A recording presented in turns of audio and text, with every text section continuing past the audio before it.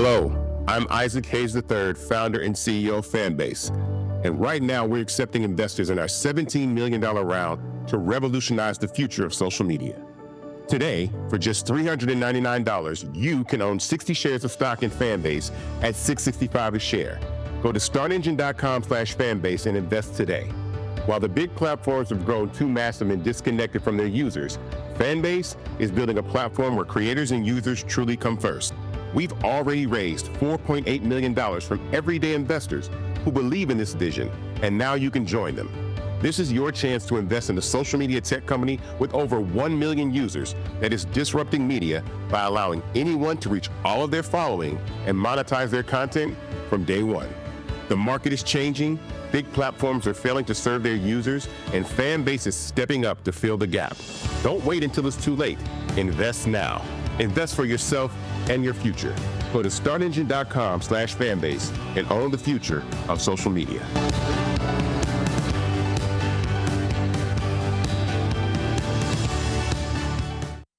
Black Star Network is here. Hold no punches. I'm real revolutionary right now. Black power. Support this man, Black Media. He makes sure that our stories are told. Thank you for being the voice of Black America, Roland. Stay black. I love y'all. All momentum we have now, we have to keep this going. The video looks phenomenal. See, this difference between Black Star Network and Black-owned media and something like CNN. You can't be Black-owned media and be scared. It's time to be smart. Bring your eyeballs home. You dig?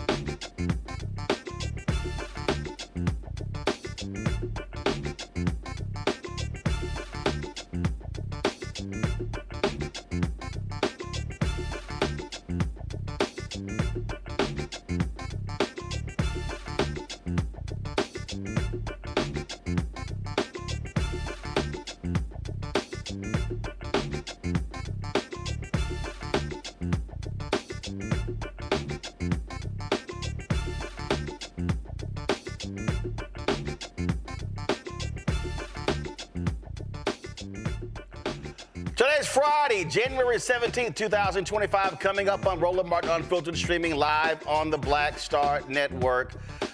Monday's inauguration for the twice impeached, criminally convicted felon-in-chief Donald Trump has been moved indoors.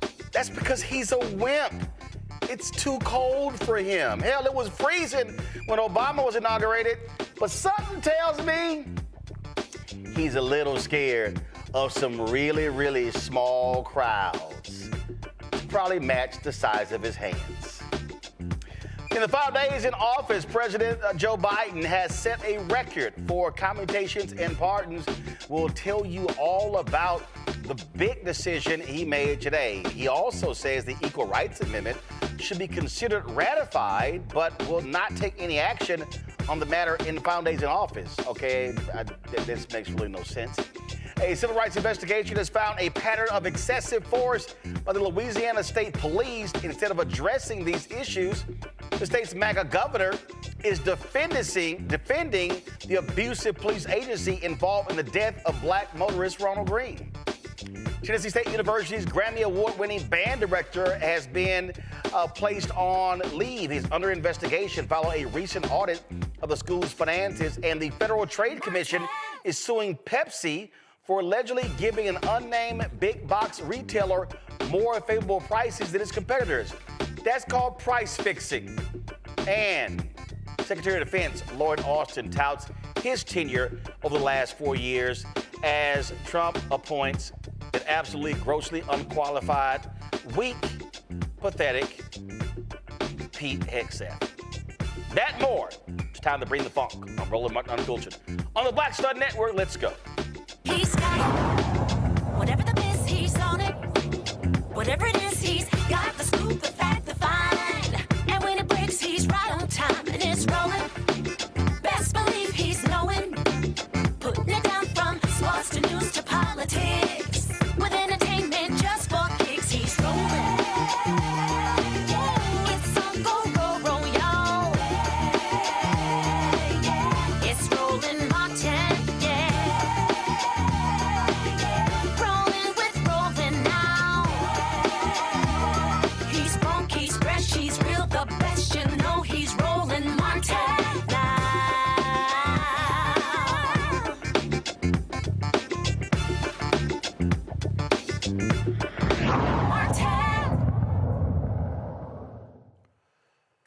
All right, folks. During his final days in office, President Joe Biden has commuted the sentences of nearly 2,500 individuals convicted of nonviolent drug offenses. This recent round of clemency gives Biden the record for the most individual pardons and commutations issued by a president in history. Biden wanted to address the issue of disproportionately long sentences compared to the sentences they would receive today under current laws, policies, and practices. In a statement, he said today's clemency action provides relief for individuals who receive lengthy sentences based on discredited distinctions between crack and powder cocaine, as well as outdated sentencing enhancements for drug crimes. This action is an important step toward righting historic wrongs, correcting sentencing disparities, and providing deserving individuals the opportunity to return to their families and communities after spending far too much time behind bars.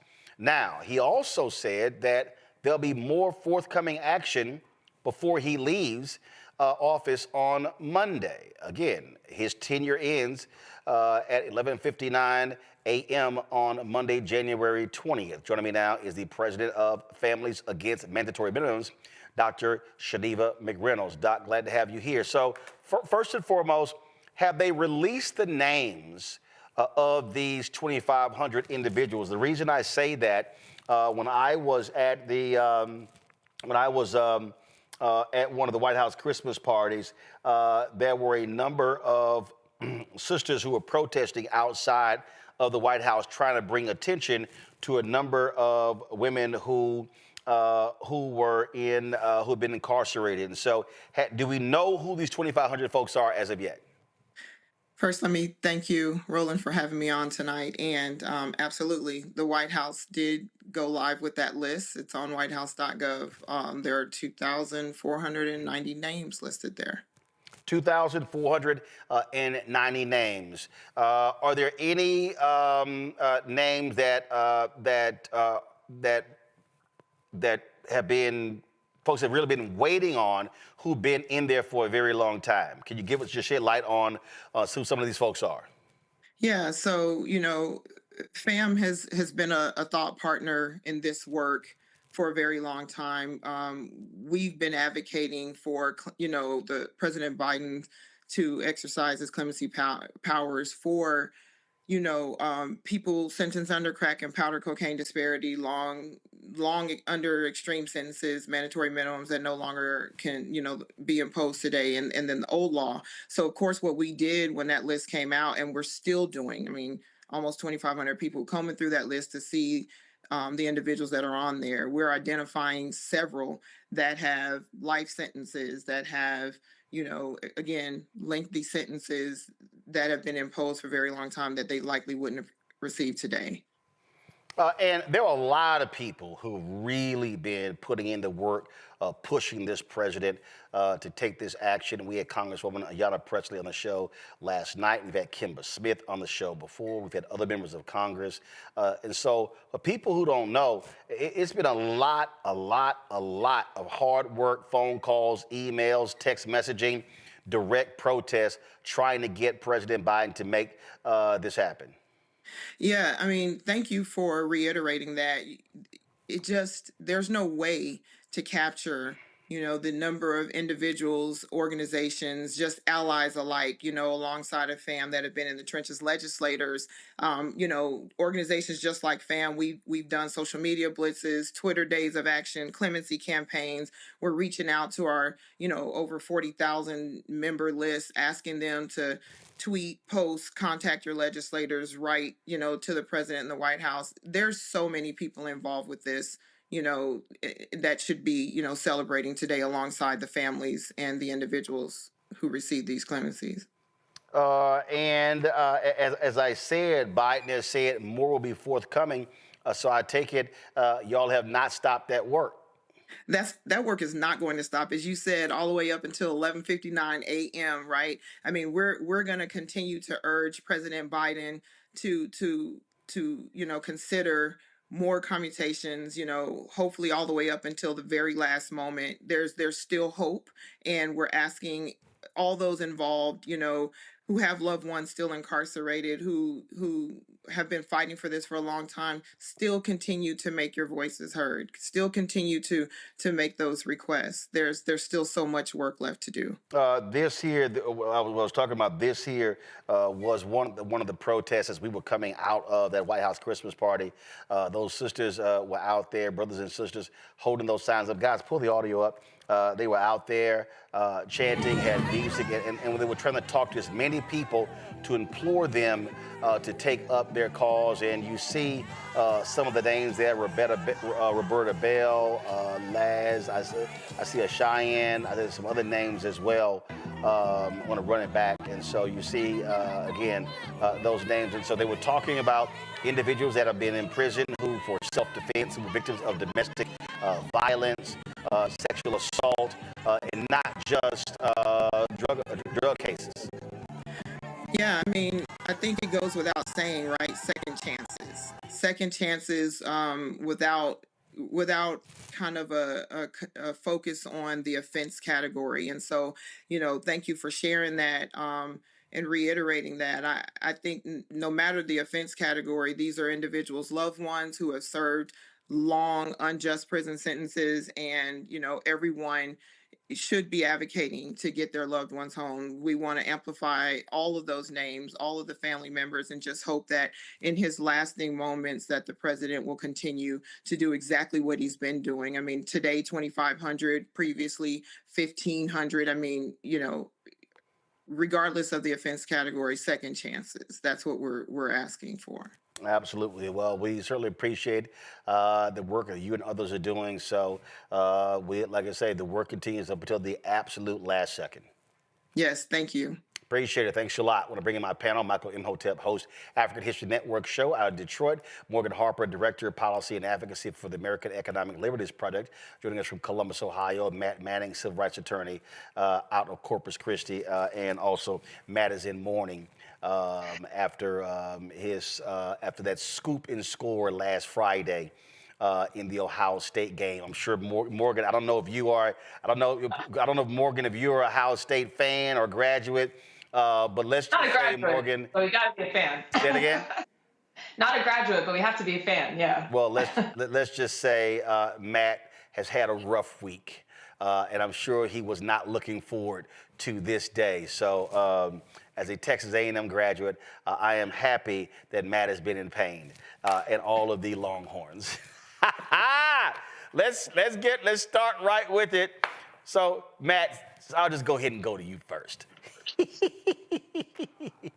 When you look at the numbers, there, I mean, as we said, Biden has provided more pardons, commutations, and clemencies than any other president in history, righting the wrongs, as he said in that statement, of the sentencing and how these things have changed since people were put in prison. Let me say first, you're the pettiest man in America because you texted me before that game was even over. So that really just does. Oh, I'm King Petty. He is the pettiest, y'all, because the game wasn't even over. And then the brother was sending me memes after the game to rub it in. So his time will come. And when it does, I will be right on this show telling you his time has come. In any event, as it relates to Biden's commutations, I think it's good that he has commuted the highest number of sentences and, I guess, pardons by a United States president. And I think what's really interesting about this is really a friction that always exists when it comes to the criminal justice system. People have a very difficult time figuring out what an appropriate length of sentence is.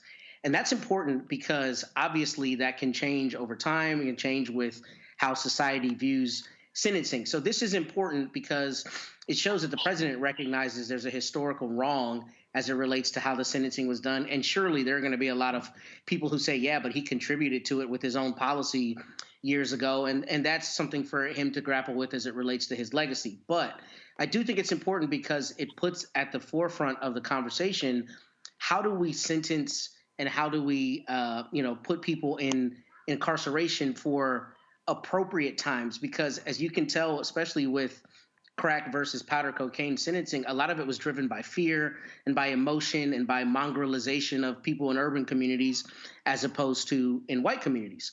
So I'm glad there's some kind of historical response, but I think it puts at the forefront what we need to be doing on the front end, which is what is an appropriate way to sentence people, particularly for nonviolent crimes. And I think this puts that at the forefront of the conversation.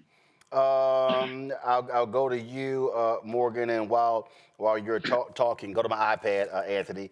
This here is the list of the commutations, and you can see that they list all of these individuals, and there are some people. If I'm correct here, then let's just say you click Nathaniel Carter.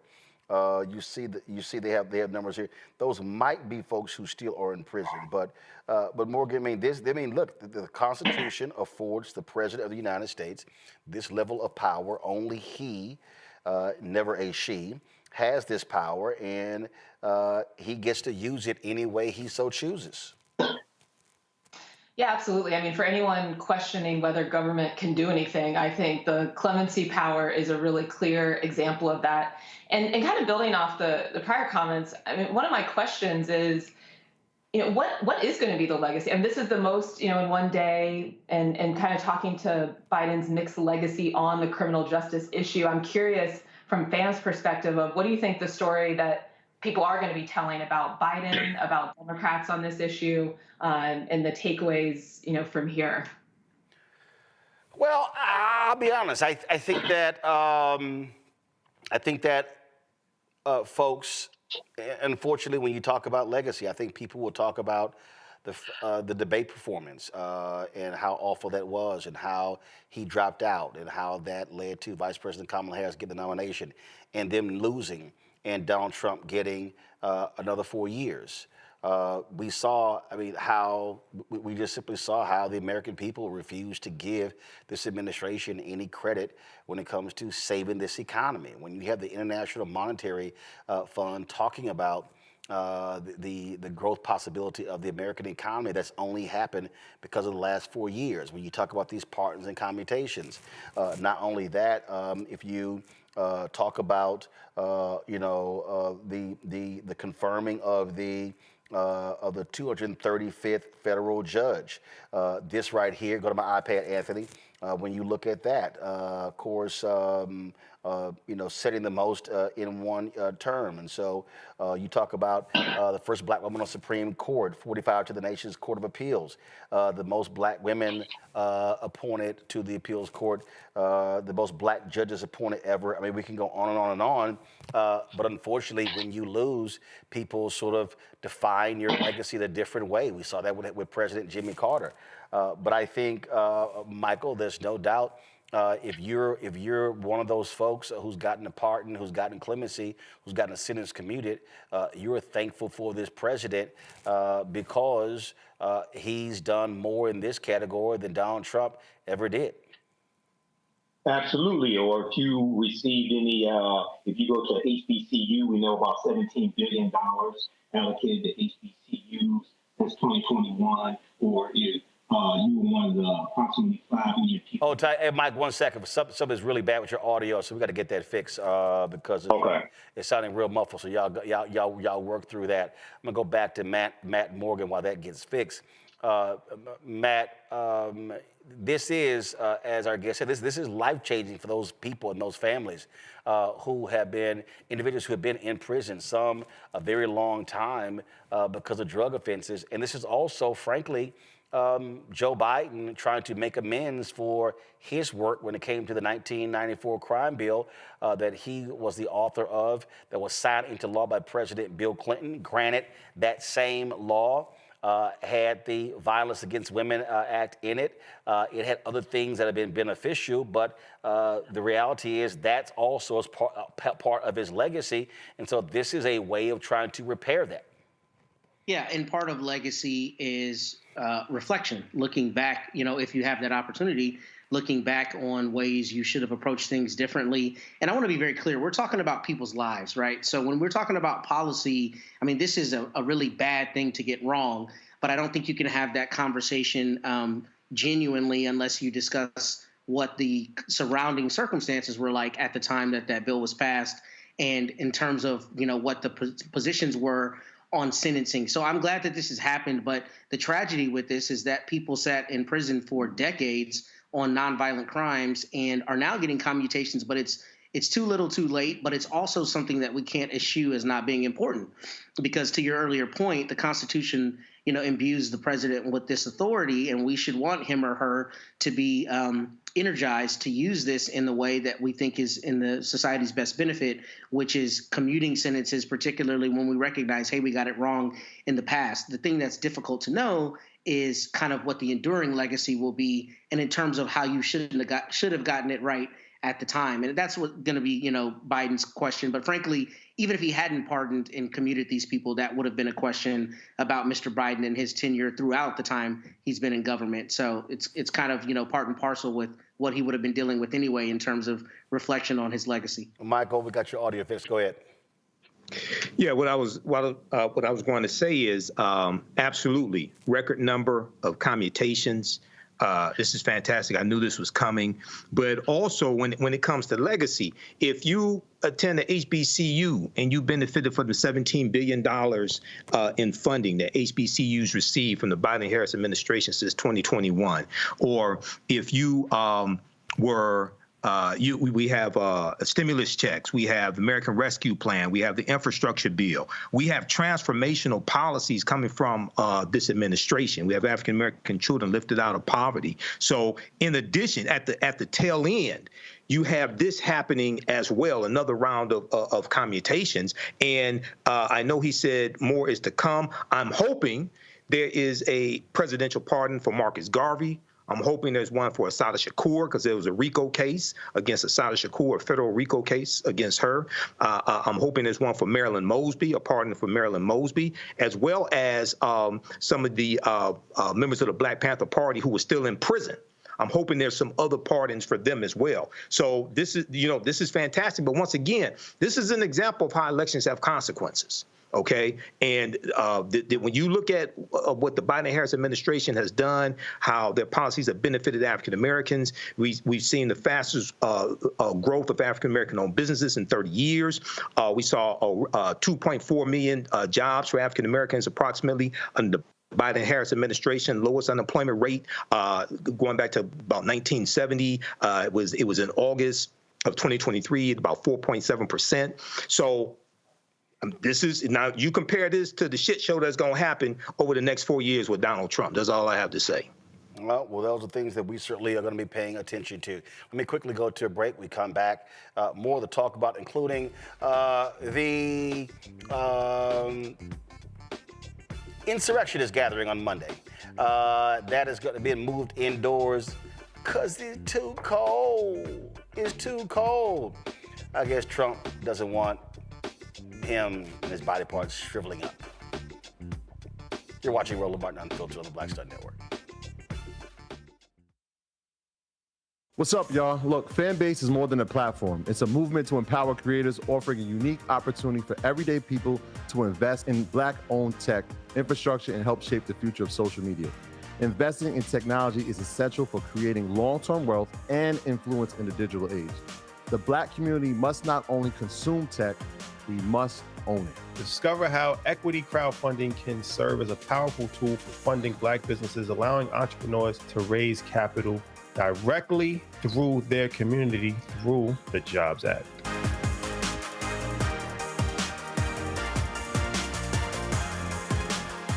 Now streaming on the Black Star Network. I was challenged by my uncle early on, before I even had a career. Like, I was maybe 8 years old, and my uncle said, "What do you want to do?" And I told him I wanted to be a rapper. And he said, "Okay, well, I don't know anything about the music business, so what you should do is learn everything there is to know about the music business, and I'll make sure that you have the resources to push you through." And so I went and bought books, All You Need to Know About the Music Business, Hit Me In. I just went and bought a bunch of books and just started reading as a 10-year-old, just reading. And so I learned, all things licensing, mechanical rights. I learned about publishing, learned about how composition is broke up into two pieces, the writer's portion and the producer's portion. But by the time I actually learned, I came back and I was ready to okay, I got it. He would go into prison. So I had all this information. All this knowledge. All this knowledge. You like, well, what am I supposed to do with it now?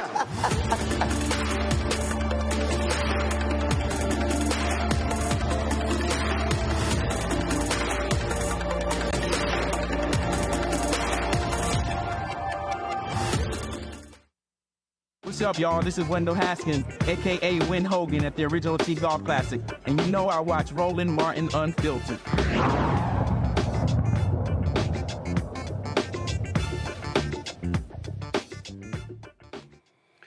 Well, folks, the insurrection gathering taking place on Monday is not going to be held on the steps of the U.S. Capitol, nor is it going to be held on the National Mall. That's because temperatures are predicted to be in the 20s, and Donald Trump doesn't want to be shriveled up on that day. I guess he can't afford a coat and gloves and a hat. I remember vividly being out there when Obama was inaugurated, and it was cold as hell in 2009. It's just called layer up. So all events are happening indoors, and MAGA world, man, they're not happy. Listen to this wine fest. At Capital One Arena for folks, but nobody's going to be outside now. What's your reaction to that? So we're not going to get to see it in person then. Is that correct? That's right. Well, I don't like it. I mean, we came all the way from Washington, from Oklahoma, and now we're not going to get to see it. We might as well stay home and watch it on TV. It sucks. Let me rephrase that. It's not good. Yeah, it's actually something that we've been looking forward to for historical purposes, and being a part of it, that's once in a lifetime. Absolutely. We made all the plans, all the arrangements to come up and be a part of this event. And all of a sudden to hear that it's being moved indoors, we're prepared for the weather. It's not a problem. It's kind of like a bummer. It is, yeah. It's not. Cold ain't gonna hurt nobody. And we have farms, and we don't get to.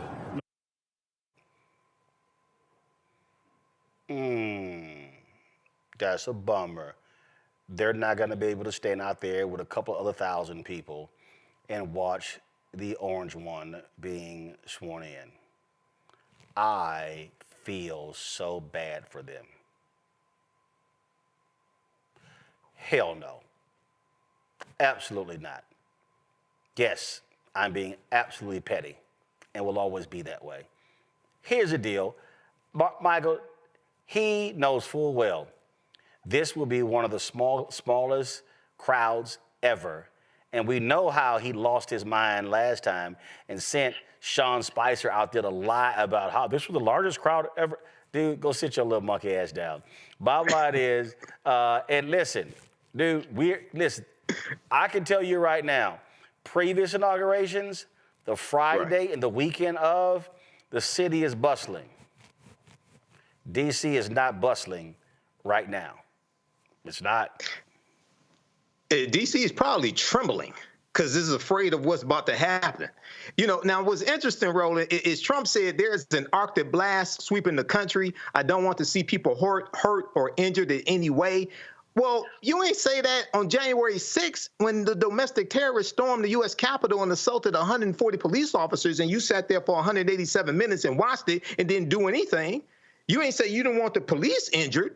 You didn't say you didn't want members of Congress and the U.S. Senate injured. So, there's a joke in there somewhere about hell freezing over or something like that. I'm not a comedian, so I'll leave it up to the comedians. They'll probably talk about it tonight on the nightly shows. But what's interesting is this Arctic blast is also tied to climate change. Donald Trump is a climate change denier. Okay, so maybe this is Mother Nature having revenge on Donald Trump some way. And maybe he'll have a frozen moment like Mitch McConnell did also. Well, Morgan, you're the economist, and I go to my iPad. You know, hotels are 70% booked for the inauguration. That doesn't sound like big of a deal. And all of these poor people, Morgan, some who paid $1,500 a night, $900 a night, they're upset because they're now going to have to watch it on television.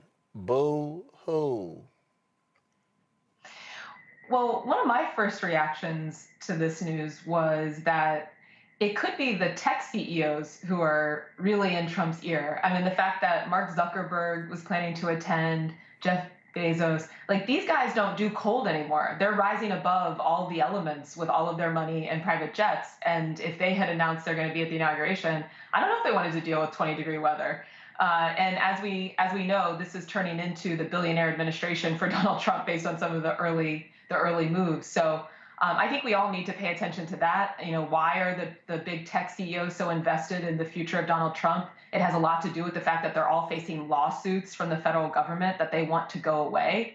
And they're hoping that through their presence, through their money, they've all donated money to the inauguration in the millions of dollars, that they will escape any sort of accountability based on how they violated the law through their companies over the last several years. So to be determined what this administration ends up doing, but for sure, that's why these big tech guys are so attached to Trump at the moment. Oh, absolutely. And I was texting her earlier, Matt, my buddy, Dr. Ebony Hilton. She's not as petty as I am, but she's close. She tweeted this, ooh, the hotel airline data must have alerted that the inauguration was going to be teeny tiny. Couldn't be me.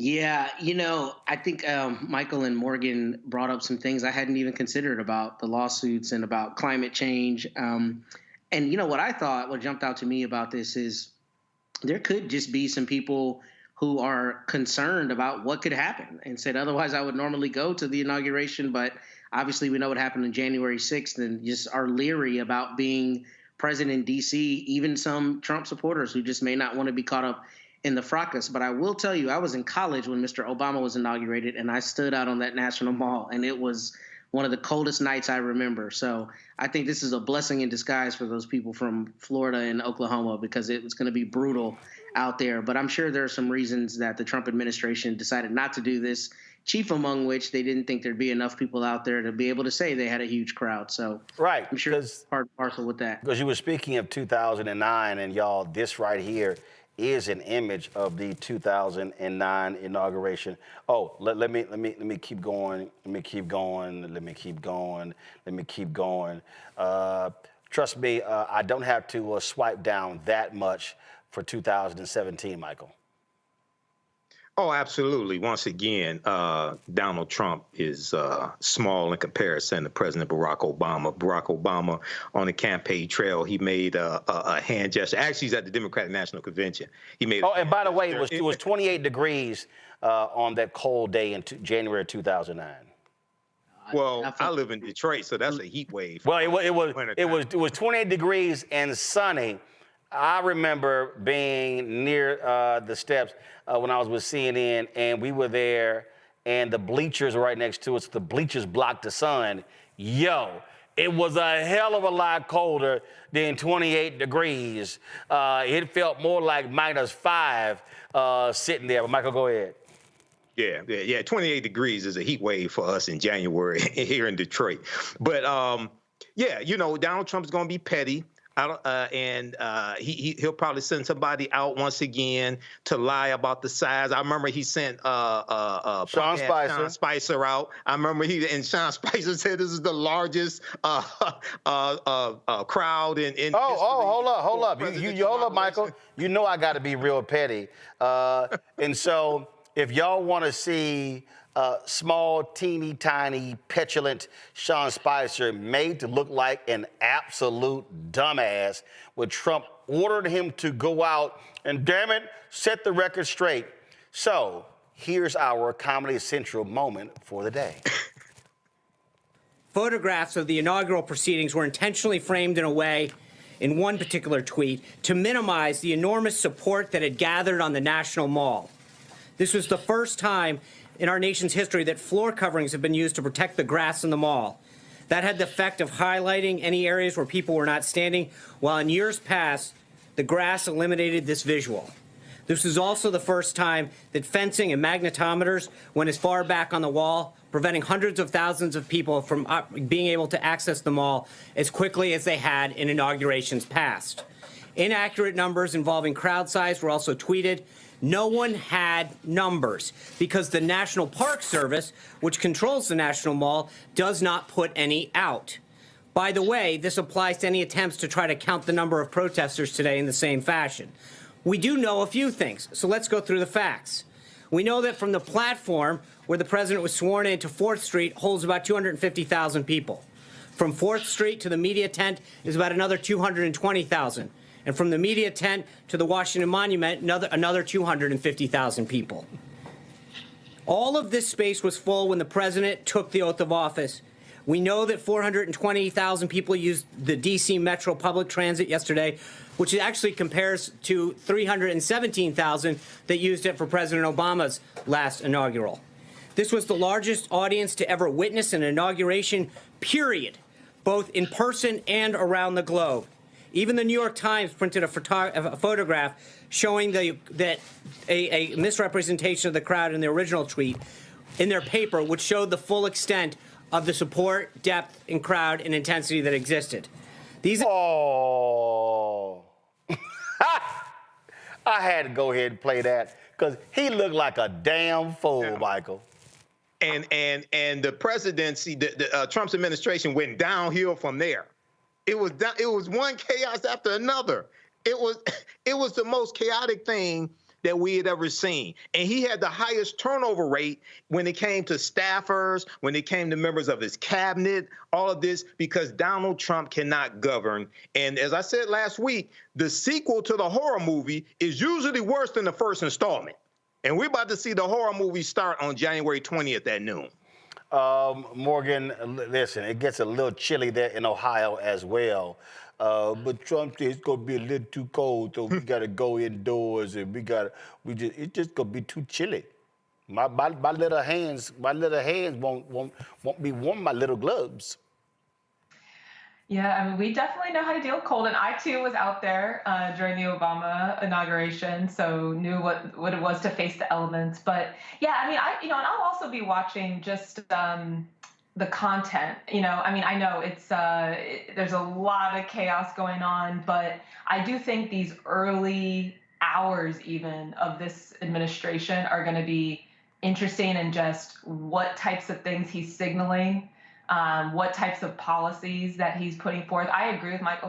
There's a lot of chaos in that first administration, but it does also seem like there's a different set of players in the mix this time, and certainly other new folks who are advising him in the White House. And so it'll be interesting to see. Again, I think these first few hours and days are going to be really indicative of just the whole tone of the next couple of years. And Matt, don't be trying to call me just petty. Here is Minnesota Governor Tim Walz and commenting, quote tweeting the Associated Press story about everything being moved indoors. He goes, "There's no such thing as bad weather." He said, "Just bad clothing." Well, I'll tell you, one of the bad things they had at that Obama inauguration was only like 4 porta potties. That's what I remember. Like, man, you got all these people out here. But in any event, You know, as Kev on stage would say, Trump and his people are an unserious people. And it's really kind of sad if you think about it, that you would have the press secretary out there talking about the size of an inauguration. Like, this is a new administration. There are far more pressing matters. There are global matters that need to be handled and economic matters. And you're out here talking about the National Park Service and whether they keep data so you can substantiate what number of people came or didn't come. I mean, that is a very unserious thing to be worried about. And I think that's something that's permeated our politics these days, where we've allowed our politicians to start focusing on things that don't matter. But I'm hoping that Morgan is right, and we'll start to see very early, starting with the inauguration, how this administration is going to handle things.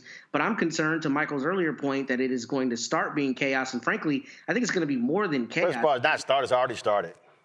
Of course, but I think it's going to be purposeful, not only chaotic, but purposeful, just brutality. I think he's already signaled that, talking about being a dictator on day one. And that's what I'm battening down the hatches for, that they're going to come in and just start doing crazy stuff out the gate.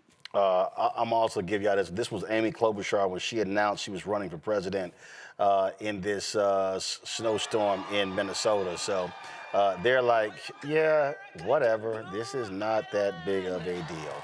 So there you go. Hey, folks, let me give y'all a programming reminder. On Monday, we won't be covering that bullshit. Just letting y'all know. Monday is... Morgan's like, did he just go there? Yes, Morgan, absolutely. We will not be covering, come on, Anthony Switch, we will not be covering that bullshit. No, we'll not be covering that bullshit on Monday. This is the only thing we're going to be covering. MLK Day. MLK Day on Monday. We're going to be in Memphis with Reverend Dr. William J. Barber. And so we're going to be live streaming the service out of Atlanta from the King Center. Also, we'll be taking a ceremony from the National Civil Rights Museum in formerly Lorraine Motel in Memphis as well. And then we're going to, of course, be broadcasting that night. So will there be any streams on the Black Star Network with regards to the Insurrection Fest happening? Nope. Will there be any discussion? Nope. In fact, I'm going to show y'all this here. Did I delete it? So Piers Morgan, his show, they hit me up and they asked me, hold on, let me find it. Y'all going to get a kick out of this here. So Piers Morgan's show hit me up, his streaming show. I'm going to show y'all what they sent me, because I just need y'all to understand I keep the same energy no matter what. And so I don't sit here and, say one thing here and do another thing here.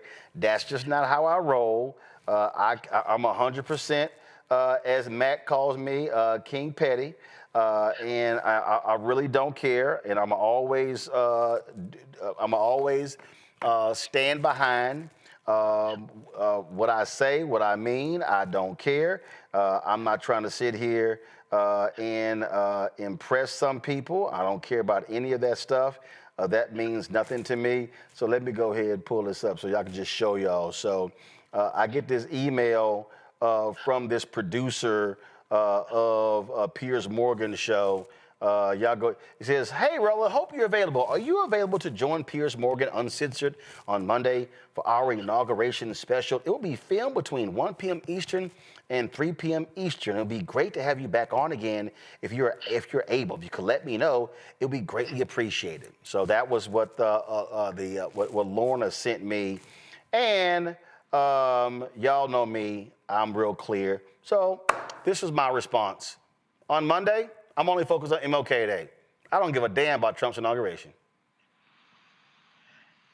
Just let y'all know where Uncle Roro stands. All right, gotta go to a break. We'll be right back on Roland Martin Unfiltered on the Black Star Network. Be sure to support the work that we do by joining our Bring the Funk fan club. The goal is to get 20,000 of our fans contributing on average $50 each a day. $4.19 a month, 13 cents a day. Sorry, $50 a year. $4.19 a month, 13 cents a day. If you want to support the work that we do, again, contribute via Cash App, via the app Stripe. Remember, Cash App closed down our accounts because they changed all the different rules. And so this is the QR code that you can use right here for Cash App. If you're listening, go to blackstarnetwork.com to use that QR code. PayPal is R. Martin Unfiltered. Venmo is RM Unfiltered. Zelle, Roland at RolandSMartin.com. Roland at RolandMartinUnfiltered.com. And send your check and money order to P.O. Box 57196, Washington, D.C. 2003 7-0196. Back in a moment.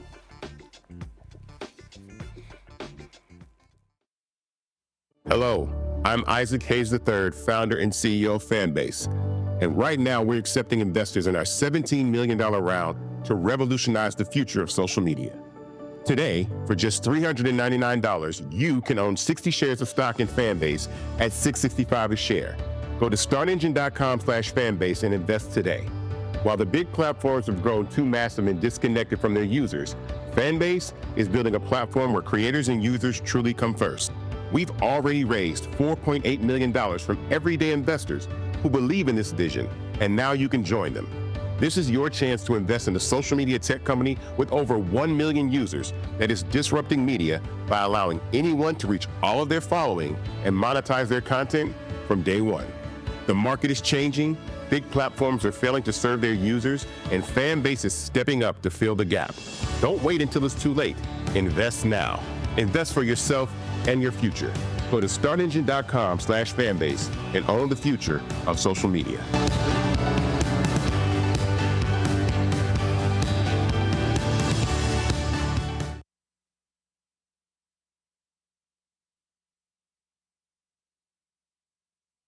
Next on the Black Table with me, Greg Carr. There's a lot of talk about the inevitability of another civil war in this country. But on our next show, we'll talk to a noted author and scholar who says we're actually in the middle of one right now. In fact, Steve Phillips says the first one that started back in 1861, well, it never ended. People carrying the Confederate flag, wearing sweatshirts saying MAGA Civil War, January 6, 2021, stormed the U.S. Capitol, hunted down the country's elected officials, built a gallows for the Vice President of the United States, and to block the peaceful transfer of power within this country. On the next Black Table, here on the Black Star Network. This is Tamala Mann. And this is David Mann. And you're watching Roland Martin Unfiltered.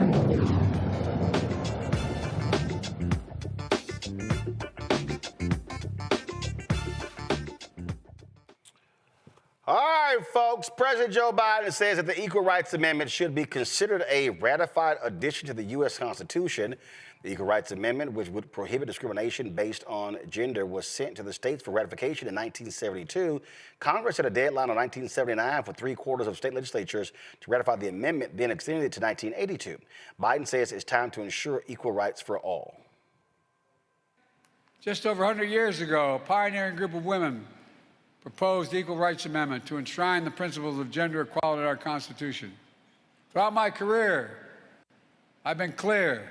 No one should be discriminated against based on their sex. And in order for the amendment to be ratified, it requires 3/4 of the states to ratify it.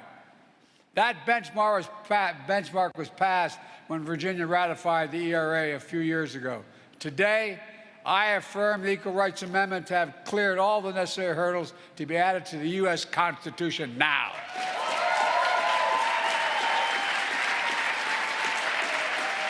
The Equal Rights Amendment is the law of the land now. It's the 28th Amendment to the Constitution now.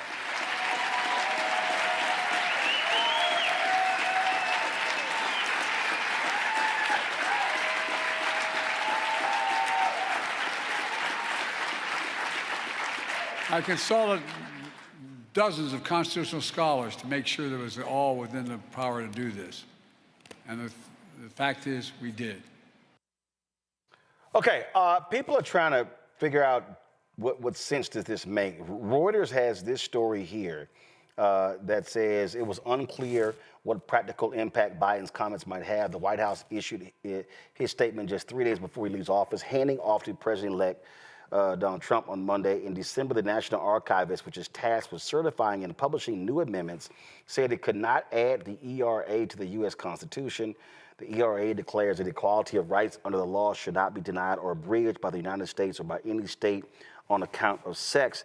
But other ERA supporters have been saying that, Morgan, and this is essentially what President Adams did with the 11th Amendment. They said lawsuits can now be filed, which is, guys, thank you, which is, they said, which is where we would have been if she did not sign and publish. So where are we? What does this actually mean? Yeah, I mean, I'm not sure what kind of immediate practical effect this would have. I'm interested in some of Matt's thoughts because he's a better lawyer than I am at this point, I'm sure. But it does seem like more than anything, this is kind of like a messaging move, and it helps to platform the ratification of the ERA as an issue. I'll be honest. I mean, I'm 41. I think a lot of people my age, younger, it's a strong possibility they never even heard about the ERA. It's not something that's at the top of anyone's, priority list or not a lot of people's priority list, I'll say. And so what this does do at a minimum is just get people talking about it and then help to lay the groundwork for potentially getting in a position where it could actually be legally ratified in a sound way. But look, I mean, the problem though is, we're about to enter this whole other administration. It's, National Archives, which is a pretty neutral part of the federal government. I don't think of it as a super political part of the federal government, has said, we can't ratify this. And I just cannot imagine this next administration is going to take any sort of civil rights issue as a big priority and really care. I mean, we can already look at even as some of the teams are getting built out here within the White House. Like take, for example, the vice president's team. There's not one woman on it among the senior staff that's been announced. And so I'd be surprised if we see a lot of movement here, but we definitely weren't going to see any movement unless there had been some kind of move like this from the president to try to get it back in the public's attention. Matt, this is what American Progress says. They said, this constitutional amendment is a permanent foundation upon which we can build a gender-equal future in this country. Primarily, it will help in two areas, litigation and legislation. Currently, it is difficult for women to win in court if they experience gender discrimination because it is not explicitly prohibited in the Constitution. Altering the text of the Constitution itself will improve outcomes when women seek legal redress for things like pay and employment discrimination. The second clause of the 28th Amendment states the Congress shall have the power to enforce by appropriate legislation the provisions of this article. This gives Congress a brand new constitutional hook to pass laws that protect women, girls, and all marginalized genders in this country. It lays the groundwork for robust federal laws that will not be ruled unconstitutional, as was the case with the civil remedy victims could use to sue their perpetrators contained in the original version of the Violence Against Women Act, for example.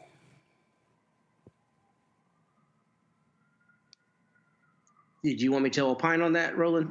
Yeah. Okay.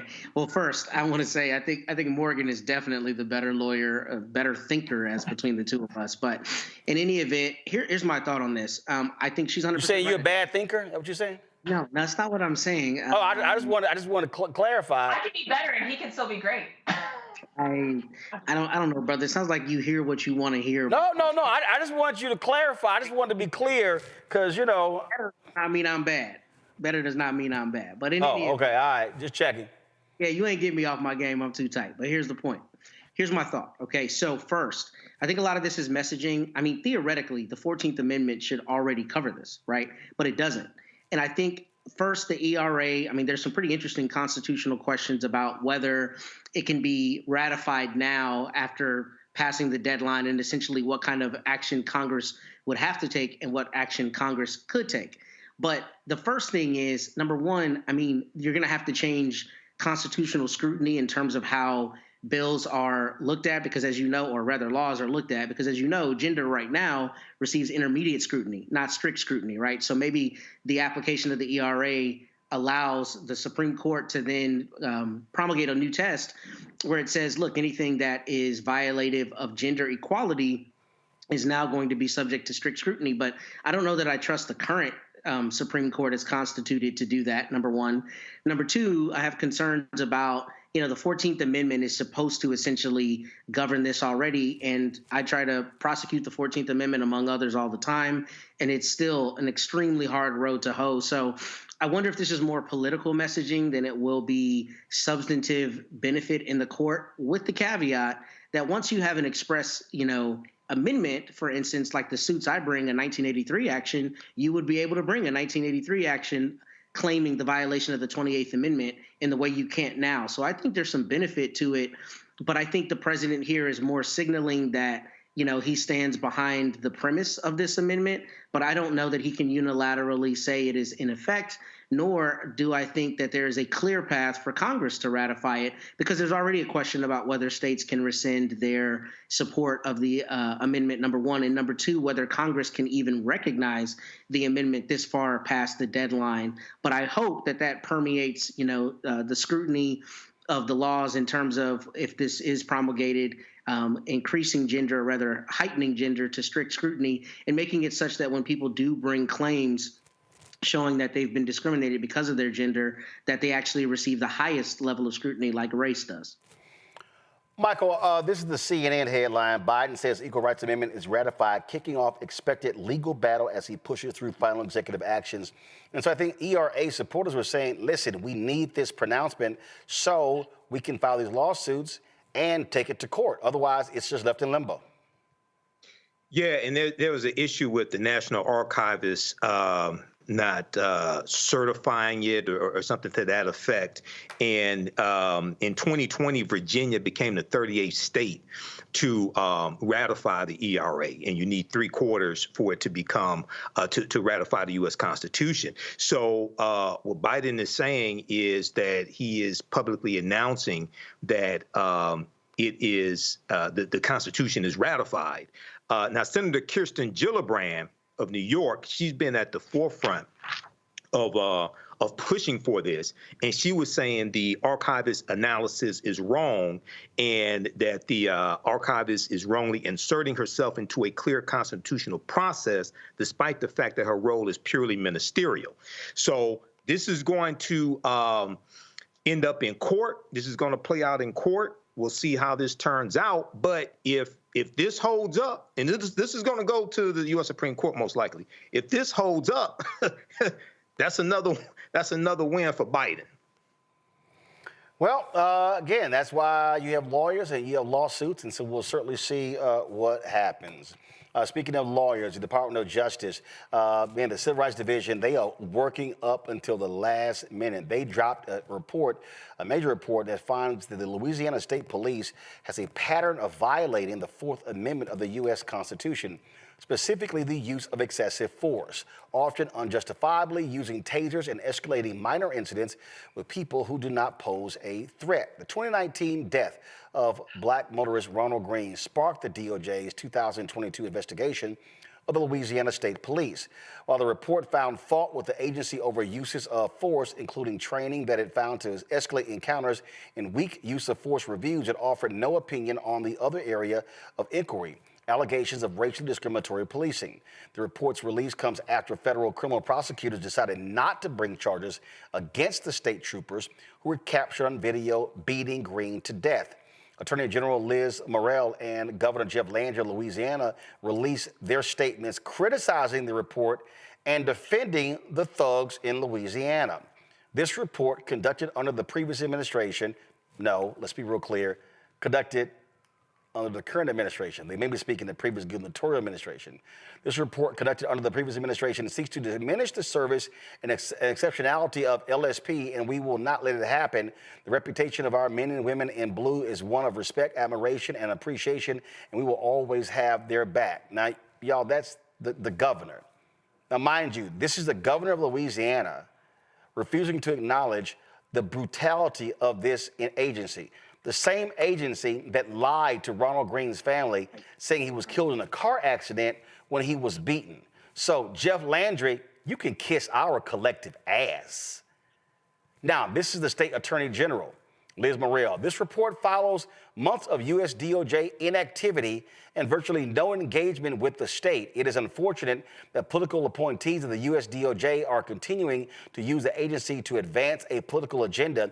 We will continue to ensure that LSP is the finest law enforcement organization in the country and have a deep respect and appreciation for all of Louisiana's law enforcement officers who put their lives on the line for the citizens of our great state each and every day, and they have our steadfast support. Now, y'all notice what they also left out.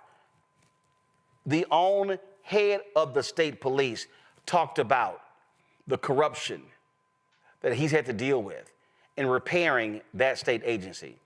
This is a perfect example of when white conservatives, Morgan, will stand with the blue, except if they were January 6 cops, and ignore the will of the people. But this is also, Morgan, why Gary Chambers was saying this. We've been saying, black folks in Louisiana, you got to get off your ass and vote, because these are the people who were elected when black people stayed at home.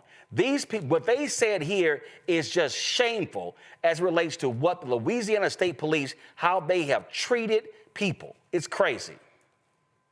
Yeah, absolutely. And, you know, here in Columbus, I mean, we've dealt with the benefit that can come from having the federal government step up, do an investigation, and put some pressure, even on Democratic elected officials, by the way, who did not want to move necessarily on addressing some of the problems within law enforcement departments. And I think we need to get rid of this idea, and it's not an original thought, but it's one that continues to be repeated, is, you know, that it is not anti-law enforcement to get rid of bad activity within law enforcement departments.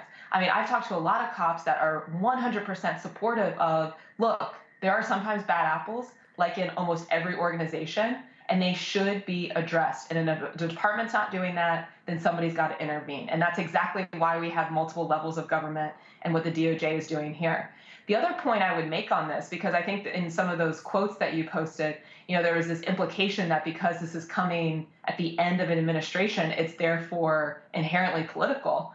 And that suggests to me someone who has no idea how government works, right? And bureaucracies work. And by the way, a lot of people that are in this DOJ, in this administration, thought that they were going to have more time. So I think especially since November of last year up until, you know, this inauguration that's coming, this transition, there's been a lot of scurrying of making sure they're fulfilling all the priorities that they had within these institutions. You know, that even on the best day, it's always complicated to decide on what your priorities are going to be. But especially when your time's been cut by about 4 years, well, yeah, of course, there's going to be a scramble to make sure that you're getting everything done that you set out to try to accomplish. So I don't think we should, you know, give into this idea that somehow because it's coming at the last minute, it's you know, entirely politically motivated. And got to clarify that. For the folks who are at home, look, we have been covering this for quite some time. I mean, remember we even had a brother who was a state trooper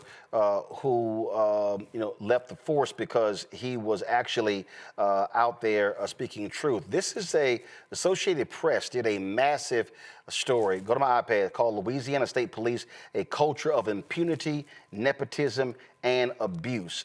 These were the reporters here. Jim Mustian and Jake Blyberg, federal law enforcement reporters in New York and Dallas, deconstructed how the Louisiana State Police scandal of beatings and cover-ups could have gone on for so long, digging into the institutional thinking of the agency, its history, and the background of key figures. They interviewed dozens of current and former troopers and uncovered thousands of pages of documents that describe an entrenched culture of impunity, nepotism, and in some cases, outright racism. This was all stemming from the beating death of Ronald Greene. And so, Matt, this is a perfect example where Jeff Landry and Liz Muriel are completely and totally full of shit. Yeah, they're completely disingenuous because Jeff Landry was one of the most political attorney generals before he became the governor. He was just like he was attorney general while this was happening and did not prosecute any of these corrupt cops. And took every opportunity to make political any issue en route to the governor's mansion where he is now. So that's just wholly disingenuous. I don't know Liz Morrell, but it's also disingenuous just to act as though politicians, and especially politicians in the specific role of attorney general, like our politician here, Ken Paxton, who finds a way to politicize everything and bring everything to be a lawsuit about whatever their ideological position is and not work for the people. But you said a couple things in here that I thought were super important that I wanted to point out. The first is I really like that DOJ honed in on the fact that the LSP has a tendency to make minor interactions escalated. That's a huge issue that we don't always talk about. But a lot of these uses of force emanate from very, very minor things. I have a case right now where my client got tased by a police officer because the police officer thought he was supposed to leave an apartment pool by a certain time.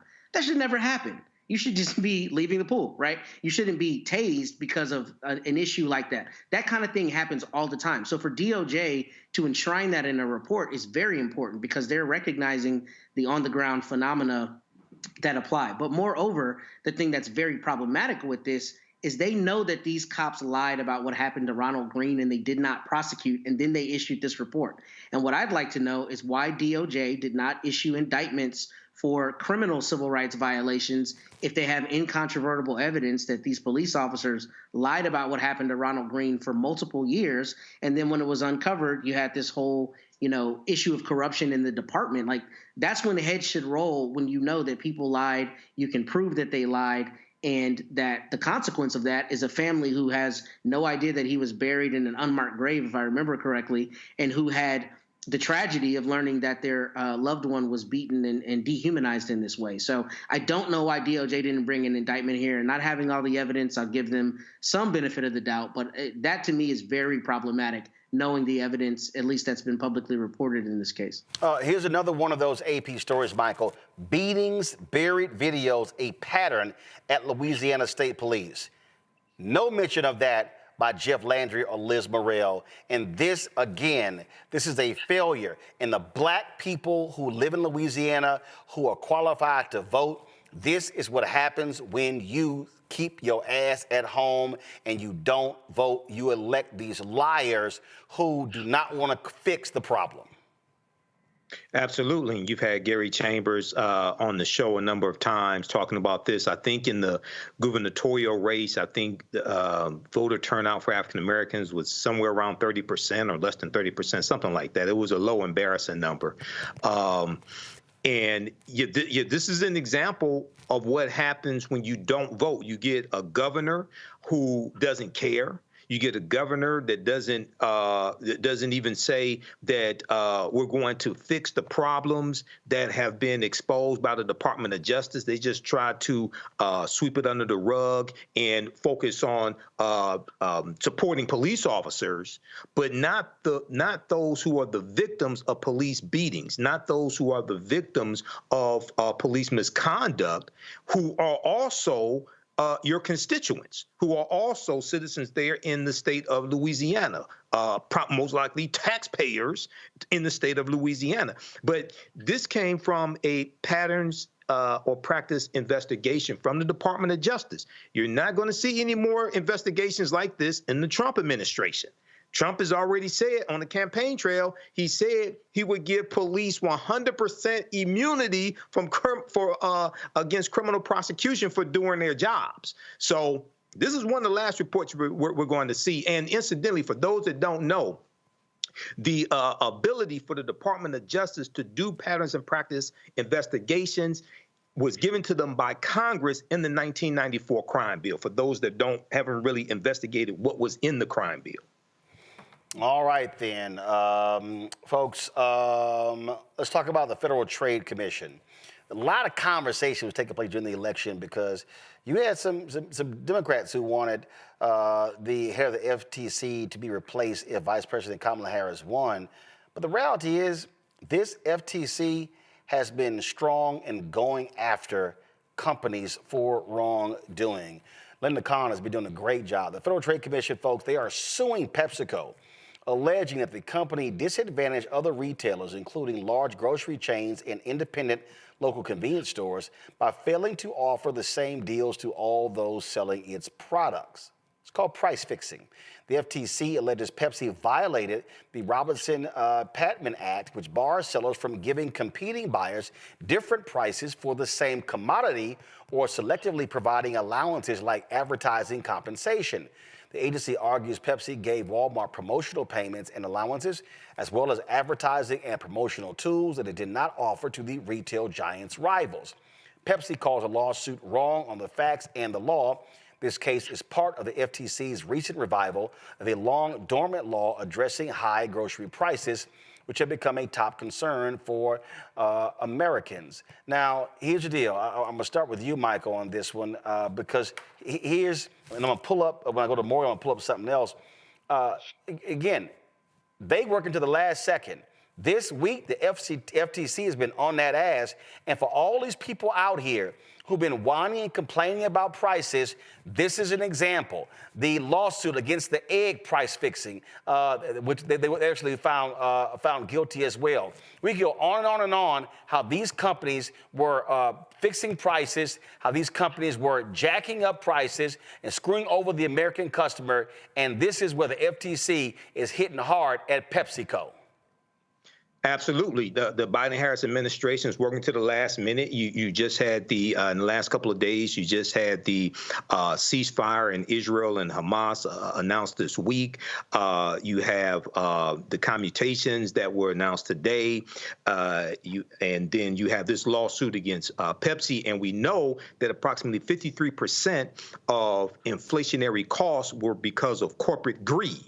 You had shrinkflation, where they would charge the same amount but give you less ounces. So you go from 12 ounces to 10 ounces, but they would charge you the same amount. Then you had greedflation, where they would just jack up prices however much they wanted to above the inflationary rate. In the case about the eggs that you mentioned, that was the dealing with Cal-Maine, the price fixing with Cal-Maine. U.S. egg producers forced to pay $53 million in price fixing case.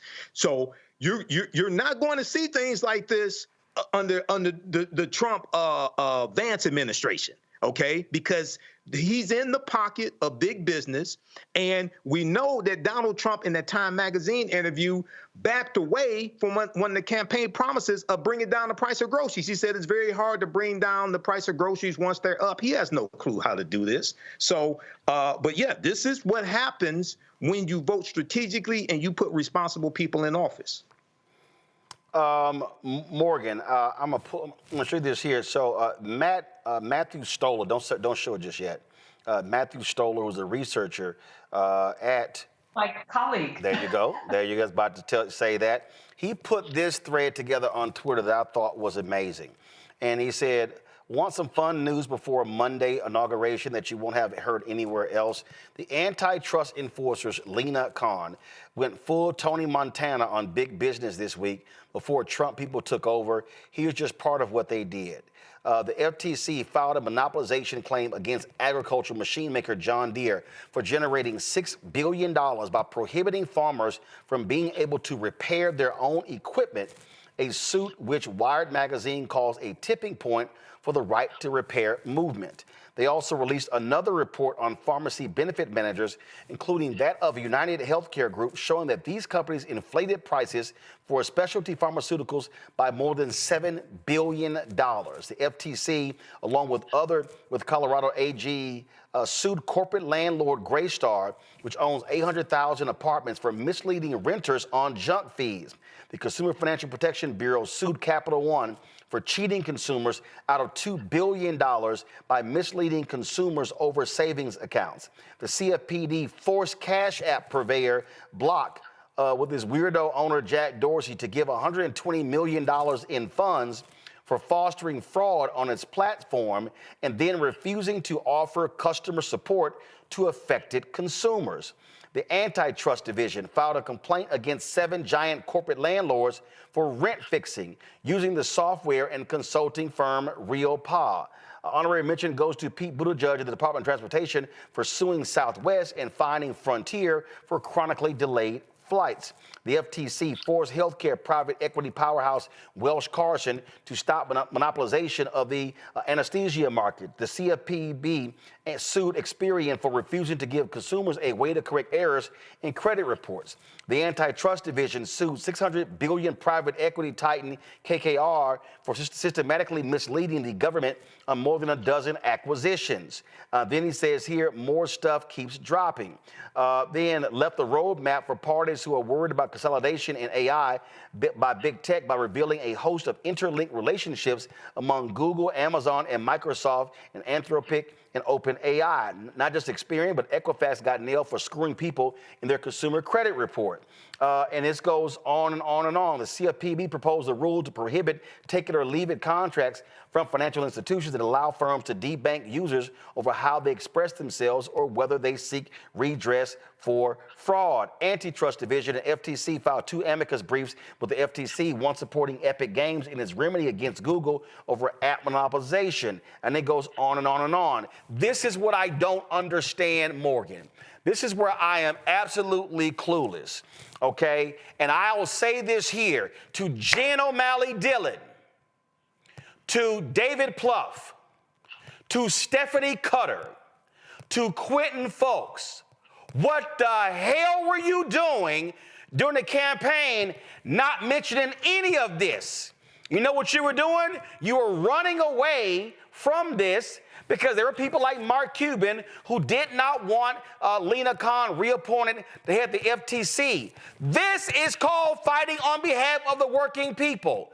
This shit is what's so maddening, Morgan, that you had a FTC that stopped mergers, that stopped monopolies, and literally during the campaign, they didn't say shit about it.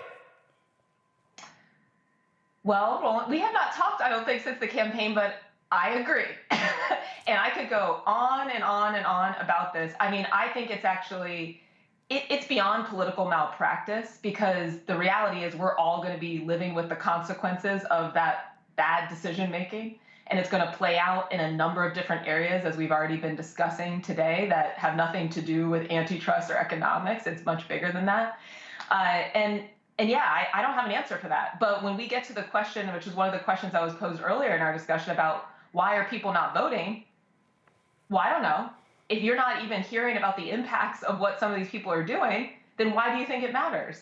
And it's just crazy because, yeah, you just ran through a list, and that was just a subset of what's happened over the last 48 to 72 hours. You know what I'm saying? So this is crazy. I really don't have a good answer for that. I do think you're right that we have just been, well, you know, and putting on my political hat here, I think we've been a little bit too beholden on what donors seem to care about. I mean, it wasn't just Mark Cuban, it was also Reid Hoffman, the founder of LinkedIn, who really got the ball rolling in these requests to get rid of Lena Khan. By the way, I think we just need to spend a minute for everybody to understand who Lena Khan is.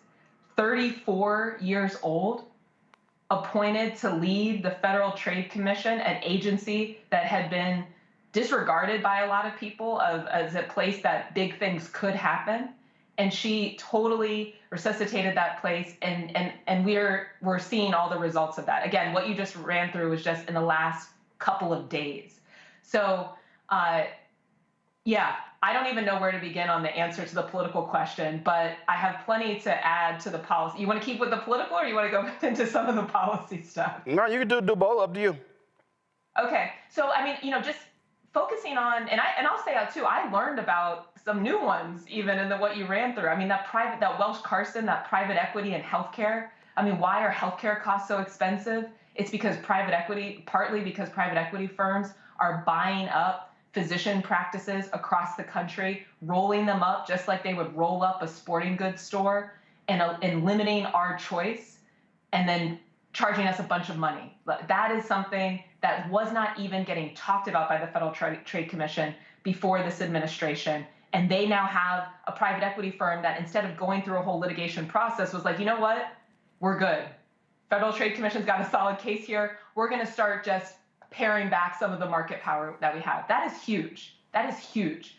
The other thing I would say on the Pepsi case specifically, which is a really big deal, like you were saying, Roland, because, you know, that kind of price discrimination where the big players in the market, like a Walmart, are getting a better deal from Pepsi than not just a little guy, like an independent grocer, but also even, where I usually am critical of Kroger when I've been on this show, but even Kroger in some cases is maybe not able to get as good of a deal from Pepsi as a Walmart might. That is illegal. That has been illegal in this country for about 100 years. And again, it was just people in office that were choosing not to use those laws and enforce them and sue companies that were blatantly disregarding them. And Pepsi is an example of that. And what's the deeper issue there too? Because I think a lot of times we can think, especially in the Black community, as our neighborhoods have changed, as businesses have closed, there can be a tendency to kind of like blame ourselves. And especially when, I know a lot of us have had experience with like a Black-owned grocery store. In Columbus, there was the Carl Brown IGA. It was a long-standing Black-owned grocery store. Actually, Carl Brown Sr. Used to work for A&P, if that name means anything to people. It's like the original supermarket in the United States. He was getting discriminated against there, decided to start his own grocery store, and it lasted for decades and decades, all the way up until the early 2000s in Columbus. Why did it end up closing? It ended up closing because his son, who took over the business in the early 2000s, when Walmart superstores entered the market, realized he could get goods cheaper paying retail prices at Walmart than he could through his distributor trying to buy wholesale. That's exactly what this Pepsi case is about. That's why the National Grocers Association came out in support of the FTC's lawsuit here. And who is questioning that lawsuit? Because that was a 3-2 vote from the Federal Trade Commission on this to vote to move that enforcement action forward. But both Republican commissioners voted against this. So Lena Khan's about to be out of a job, unfortunately, on Monday. Who's taking over? It's Andrew Ferguson. He's going to be the chair, and he dissented in this case. And he said, the FTC is moving too quickly here. We don't have all the facts. And so, that's just another example where votes do matter. Who are in these offices. I think we spend a lot of time focused on the people who run for office, but the people who run for office also end up choosing the people who get to run these agencies, and these agencies have a lot of power to decide the future of our liberty and then also our economic lives, all the way down to how much we end up paying for things. How likely it is that Black-owned business in our community is going to be even able to have a chance to be successful and really to be able to maintain the strength and integrity of our communities. It all is connected. I just want to play this because I think it's so important here when we talk about. Actually, before I do that, I'm going to go to Matt. Matt hasn't spoken on this topic here, and Matt, the thing here again that is just so maddening to me. Again, we talked about legacy earlier. The reality is, this has been one of the most aggressive administrations against monopolies since President Teddy Roosevelt, going after the big trust. And again, they were and Morgan's absolutely right. They were so afraid because you had some big Democratic donors who did not like how aggressive Lena Khan was. Don't talk about it, don't mention it. But that's the shit. That's directly impacting consumers, and that's what you should have been talking about. And they could have contrasted what she was doing with Trump, was going to let big business just rape America. And so this is somebody who is a patriot because she was truly fighting for regular, ordinary people against these multi-billion-dollar conglomerates.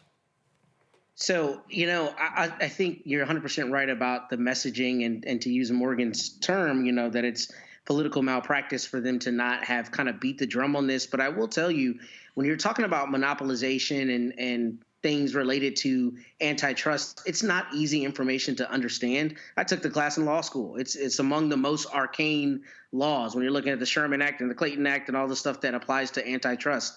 So perhaps some of it was a reticence to try to figure out how to package it. Although it ain't that hard.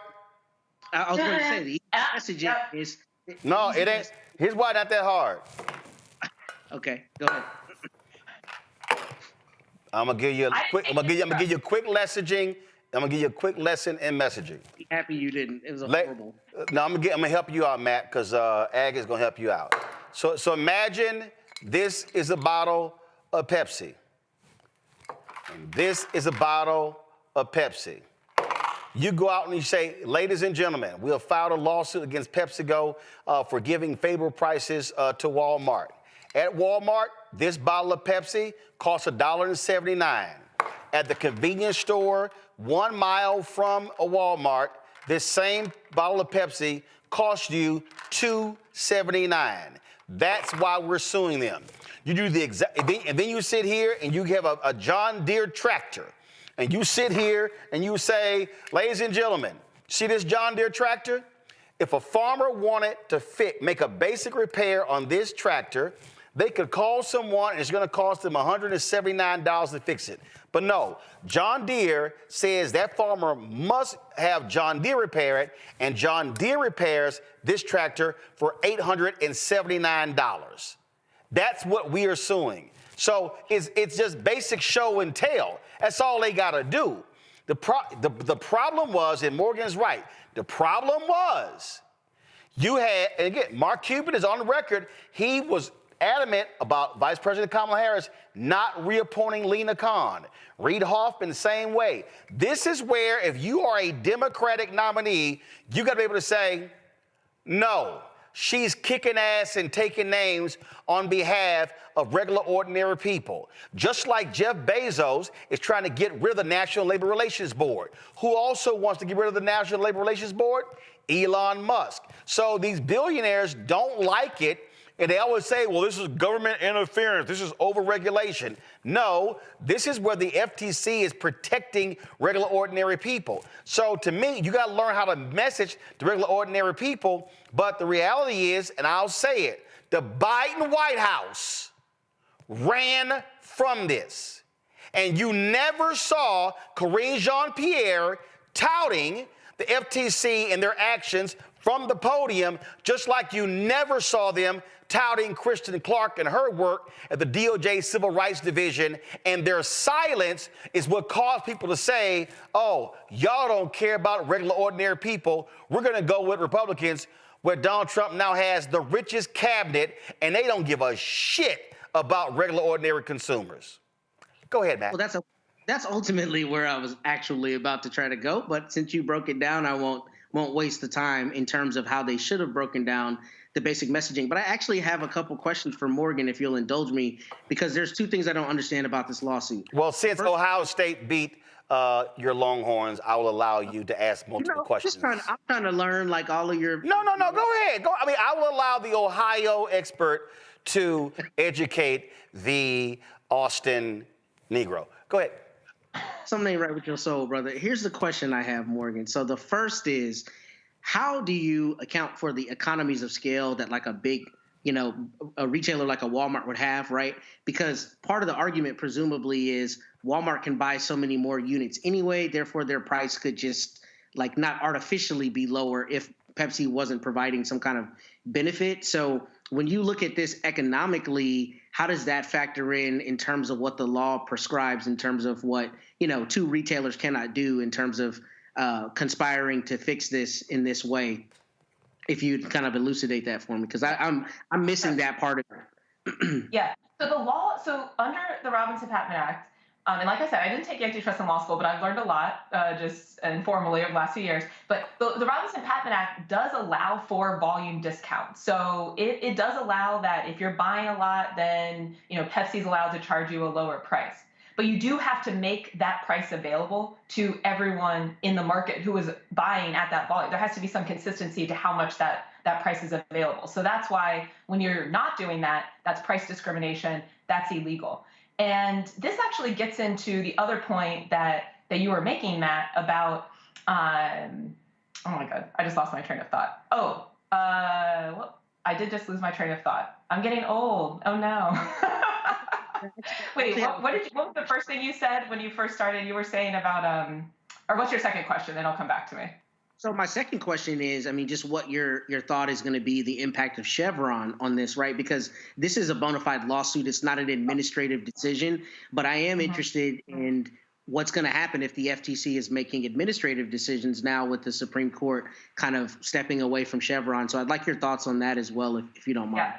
Okay, and I remember what I was going to say, so thank you. Okay, so let me let me get back to what I was originally going to say, and then I'll answer that question. Because you had talked about how antitrust is complicated, and that's part of what makes this hard to talk about. I mean, antitrust has been complicated by design. A lot of these large corporations then hire the fleet of lawyers that then convince these judges to make it that there's all these balancing tests about, did you do this enough? Is there efficiency? Is there not?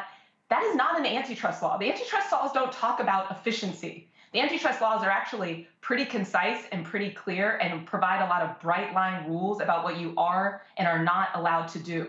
So the more that we get back to the spirit of the law, which I believe is something that even a lot of conservatives believe in, follow the letter of the law, then the less we even need agencies to be involved in drafting rules, for example, that start to become more complicated.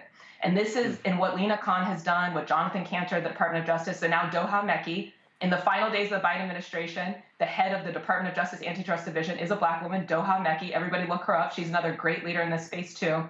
And they are just enforcing the law. And so actually, Chevron, for example, for this Pepsi case, is not even relevant. Chevron, which says you have, whether or not there's going to be deference to the administrative rulemaking that an agency might do, that's not relevant. This is law enforcement. Law enforcement reigns supreme in the United States of America, right? And so I think that we will continue to see, and this could, we got to watch it in this next administration, but this could be an area where we continue to see enforcement activity. Now, as I noted, both of the Republican commissioners on the Federal Trade Commission, they voted against this Pepsi decision, but the pharmacy benefit manager report that was released, that also Roland referenced in just the litany of things that have happened the last couple of days, that did get unanimous support. That we saw that the AI move that they made and statement about the big tech firms colluding to come up with these deals, that also had unanimous support. And the other Republican commissioner that has been nominated by President-elect Trump, and also to lead the DOJ antitrust division in this next administration, both have a track record of supporting strong antitrust enforcement. So we'll just kind of have to see. But the main point is, this all comes down to freedom. And another example that I will give on that front, that's why it's such a simple message. Do we want to be in the United States of America where big corporations get to play or set all the rules and the rest of us just have to comply? Or do we want to be free? This is something that Martin Luther King talked about, not just freedom in the sense of civil rights, but also economic rights, economic freedom. That is essential to what we should be conceptualizing as freedom in the United States. And so, looking ahead, I think it's important that we continue to stay focused on the fact that these laws have been around for a very long time.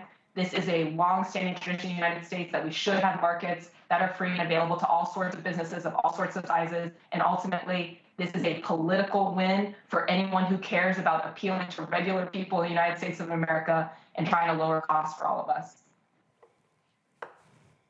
Are you now sufficiently educated, Matt? Yes, I am. Thank you, my brother. I needed that opportunity to learn, and from someone as preeminent as Morgan. And you should encourage all of your viewers to take that opportunity to learn where they've got that hole in their knowledge. So thank you, Morgan. Yes, which is why she's on the show. Exactly, and which is why I asked her the question, because I needed to elucidate, at least to learn a little bit. So I appreciate that. And we appreciate your attempt at using that 8-letter plus word. All right, y'all. Here's a video that the folks at More Perfect Union put together, talking about how critical Lena Khan has been. I just want to play some of this. Check this out. In the world of big business, there is one woman who inspires great fear and awe. I wanted to have you on a podcast, and Apple asked us not to do it. The FTC's back in that role of torturing all the companies that America likes. The business community feels that the FTC is waging a war against us, and it's time to fight back. That woman is 34-year-old chair of the Federal Trade Commission, Lena Khan. As FTC chair, Lena Khan has become public enemy #1 for the corporate establishment. But here's an interesting twist. She's also simultaneously managing to bring together an unlikely political alliance from both sides of the aisle. You are a brilliant woman with a tremendous ability to impact how consumers are going to interface with the digital world. One of the outstanding members of the Biden administration, and that is Lena Khan. I look at Lena Khan as one of the few people in the Biden administration that I actually think is doing a pretty good job. So who is Lena Khan, and what is it about this young FTC chair that makes corporate America shake in their boots, all while uniting politicians like Matt Gaetz and Bernie Sanders? Many political bureaucrats who enter government service do so with the framework of wanting to be seen as fighting on partisan terms for their respective parties. They're often looking ahead to their next cushy job rather than worrying about being strong public advocates in their current roles. Unlike public servants of the past 4 decades, Khan enters with a very different framework. She's more interested in analyzing who has too much power and who doesn't have enough. She's not fighting a partisan game. Instead, she's focused on something that she's had her eyes on since she was a teenager, waging battles against powerful, predatory multinational corporations that are exploiting working people. I was thinking back to 2004. Young Lena Khan writes about Starbucks. You can actually go to their Twitter feed. I'm going to post them on social media as well, the whole interview there. But Morgan, the key here is that, and Dr. Julianne Malveaux, also an economist, always talks about predatory capitalism. And what you have here is someone who was fighting against that. And the fact that she's being praised by the left and the right, again, this to me was a huge miss, that Biden was not promoting what they were doing, and that the advisors for Vice President Harris were not leaning in on what she was doing. And I dare say that if that language was being used and holding up, that these people were holding accountable for, you know what? That's populism. You know what? That's the stuff that causes somebody to say, man, thank you, somebody's fighting for me. That's what they should have been leaning more into, as opposed to, and I get reproductive rights and saving democracy, but the public was saying, this is what we care about right now. And unfortunately, that's why they voted for the idiot. Yeah, I mean, and we don't have to speculate on this. I mean, look at some of the people who outperformed the Democratic presidential candidate, right, who outperformed Kamala Harris. If you look at Chris Deluzio in Western Pennsylvania, he was in a competitive district. That's a frontline district. Won. Josh Riley, upstate New York, Pat Ryan, they all were running on these types of issues. They all were running and leading with economic issues, taking on big corporations in different sectors. I mean, you got to choose what's relevant for your constituents, of course, but at this stage of the United States economy, pretty much every market is monopolized by some giant that's making a ton of money off of us. And so this is something we need to take really seriously. It needs to be incorporated into the main platform of both parties, because that's the other thing I would note. I mean, this is the same battle that's happening on the Democratic side that you're referencing, Roland. I do think there are people within the White House, certainly, folks on the National Economic Council that were advancing these issues, trying to push them forward. But there's a couple of factions within that White House, a couple of factions within the party, and then you're seeing the same thing on the Republican side. There's a push to try to get against business. Josh Hawley, for example, is a guy that I'm sure many of us don't agree on everything at all. But in even hearings since the election over the last couple of months, he's been calling out Visa for jacking up prices on small businesses to process credit card transactions, gone after United Healthcare for jacking up prices on prescription drugs through owning a pharmacy benefit manager. So we got to start looking beyond just some of the labels that people have regarding the parties, and also what do they actually stand for? I would love to see this be a higher priority for the Congressional Black Caucus. Summer Lee is a member of that, also from Western Pennsylvania. She actually hosted a session about some of these issues at the most recent legislative conference, and she's really leading on this. And so we need to see more of that. The other thing I would note, and this is getting back to one of the points that Matt asked about in terms of like rulemaking versus enforcement actions, the non-compete rule. That was also probably one of the most important achievements from Lena Khan's Federal Trade Commission, which they issued a rule that would ban non-competes across the economy. Non-competes are agreements that dictate how employers will allow us to move as employees. That'll say, hey, okay, you fast food worker or even doctor in some cases, you want to leave this job, cool, but you can't work anywhere near where you currently are employed, let's say anywhere in this region, or you can't work at a similar business for 5 years, 3 years, whatever. Restricting freedom, again, really strong message. And so we've seen actually that on that rule's being challenged. It was challenged immediately. They were sued for trying to implement that rule by big business. And we saw today actually that a veteran who is under or subject to a non-compete agreement has sued to intervene in the case so that even if somehow the FTC has found that they're not able to do a rule on that because it's an administrative action. Right now, administrative actions are very delicate based on some of the rulings we've seen from the Supreme Court, that case will proceed as just having an average citizen veteran that's saying, hell no, I don't want to be subject to this non-compete agreement, just in their own standing, bringing that case would survive with them. So, and I think he's paired actually with a doctor who's also joining him and trying to intervene and be a party to that case so that we will try to continue to ban non-compete agreements in the United States. Huge, huge deal, something for us to continue to watch. But again, I mean, talking about non-competes, NLRB, they also were moving on this issue during the Biden administration. We didn't hear about it. This is easy stuff to message to anybody. Do you want to be free to do what you want with your working hours? Yes or no? Most of us are going to say yes, and they want people who are going to want elected officials, want government officials who are going to stand up and fight for that right. All right, then. Hold tight 1 second. I got to go to a quick break. We'll be right back. Roland Martin Unfiltered on the Black Star Network. What's up, y'all? Look, Fanbase is more than a platform. It's a movement to empower creators, offering a unique opportunity for everyday people to invest in Black-owned tech, infrastructure, and help shape the future of social media. Investing in technology is essential for creating long-term wealth and influence in the digital age. The Black community must not only consume tech, we must own it. Discover how equity crowdfunding can serve as a powerful tool for funding Black businesses, allowing entrepreneurs to raise capital directly through their community through the Jobs Act.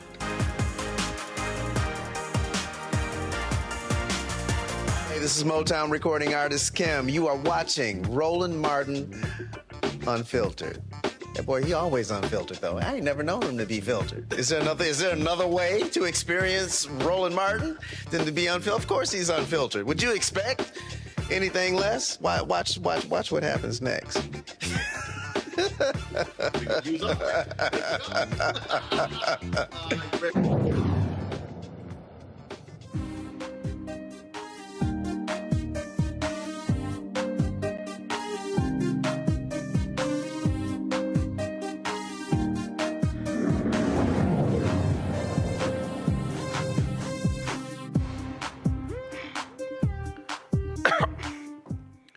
The band director of the Grammy Award-winning Tennessee State University Aristocrat of Bands has been removed from his position. Dr. Reginald McDonald has been removed effective immediately and placed on paid administrative leave while school leaders investigate his role after an internal audit uncovered a lack of compliance with TSU policy and procedures. Interim President Dwayne Tucker issued this statement. When I took on the interim president role in December, I immediately began working with the Board of Trustees Audit Committee to ensure the sustainable future that our alma mater and the broader TSU community expect and deserve. As a result of this internal audit, I have had to remove Dr. Reginald McDonald from the position of band director of the Tennessee State University Aristocrat of Bands, effective immediately. This decision concerns outstanding travel requisitions and advances and related lack of compliance with TSU policies and procedures. Dr. McDonald will be on administrative leave with full pay while we continue this investigation. As this is an ongoing personnel matter, I will not be able to comment further about it at this time. What I can say is that the difficult decision, that this difficult decision and any that come here forward have at their core a shared commitment to ensuring a bright and stable future for Tennessee State University. Folks, today the Supreme Court voted unanimously to uphold a federal law that effectively bans TikTok in the United States if they are not sold to Americans. No U.S. law has ever shut down a popular social media platform, let alone one with more than 170 million users. The ban is now poised to take effect on January 19th. It prohibits U.S. app stores and online hosting services from transacting with TikTok other platforms owned by its Beijing-based parent firm ByteDance, and any other platform under the control of a foreign adversary and deemed harmful to national security by the U.S. president. Attorney General Merrick Garland released a statement after the ruling, stating the court's decision enables the Justice Department to prevent the Chinese government from weaponizing TikTok to undermine America's national security. Authoritarian regimes should not have unfettered access to millions of Americans' sensitive data. The court's decision affirms that this act protects the national security of the United States in a manner that is consistent with the Constitution. Now, President Biden has announced he's really kicking it forward to Trump folks to take over when it's supposed to be banned on the 19th. He's still president. So then, of course, you got the TikTok CEO is going to be sitting on the stage, Michael, for the inauguration. TikTok is sponsoring one of the inauguration balls. You've got others who are suggesting that they should sell it to Americans. You've got Kevin O'Leary announcing that he's put together a team that will buy TikTok for $20 billion in cash. The Chinese government has said, no, we ain't selling, ByteDance has said they're not selling TikTok. We would rather shut it down than sell it. So there's all kind of drama going on. Then you got all these different stories where people are now racing to, what's it called, Red Zone or whatever, another Chinese app. And I'm like, what do you think about the last one? And what I've been saying to people, damn that, go to Fanbase. We should be downloading Fanbase to utilize for black folks to build that thing up as opposed to building up another Chinese app. Your thoughts about this whole TikTok mess? Some of us still will not learn. Number one, I think this is going to be a mess for the Trump administration to handle. Remember back in 2020, Donald Trump was for banning TikTok. Now he's against it. He says that, he has about 14 million followers on TikTok. He's a TikTok star now. No, he actually changed his mind when David Yas, a billionaire, started giving money to his campaign. That's when he changed his tune. I'm coming to that also. Well, he did talk about he's a TikTok star, 14 million followers. Okay, first of all, he's not a TikTok star. So that's what he said. Okay, okay. But we speak factually. He ain't a TikTok star. Go ahead. Right. Okay. Yeah. But then the money started coming in from one of the major shareholders of TikTok, and then he changed his tune, just like he changed his tune on electric vehicles when Elon Musk started investing money in his campaign, things of this nature. So now there is a clause in this law. So also this law passed Congress. It was bipartisan support, because you do have some Republicans who are concerned about national security threats. And dealing with the national security threat is dealing with the Communist government of China being able to manipulate algorithms and flood the feeds of TikTok with various stories, various videos that may be sympathetic to one adversary of the U.S. or something like that, and be able to shape the way people think. You have 170 million, over 170 million Americans on TikTok, a lot of youth, a lot of Gen Z, et cetera. So there is, in the deal, there is a 90-day clause that states that if there is a buyer for TikTok and there is a written signed agreement, then there's a 90-day pause on actually implementing the ban. But the problem is that the owners of TikTok are saying they're not selling. So, how is this really going to work, and how are you really going to enforce it under a Trump administration? And then Trump is at the same time is saying, he really wants time to try to figure this out, but the U.S. Supreme Court has ruled. So it's going to be interesting how this works out, but I'm shutting down. I have a TikTok account. I don't use it. I'm switching over to Fanbase. I'm not using this. And all the people saying they make money on TikTok and this is your livelihood, switch over to Fanbase. It's one of the fastest growing apps, and is black owned. Switch over to Fanbase. Morgan, your thoughts? Yeah, I mean, this is really interesting. One, on the political front, because like y'all are saying, we've seen Trump flip-flop on this, and he's flip-flopping between these couple of factions within the party that we've talked about on the side of big business, big tech, and those that want to really take it down and are interested in things like strong antitrust enforcement. And so, yeah, how this all plays out will be interesting. But just, I think the main takeaway for people, though, like you were saying, Michael,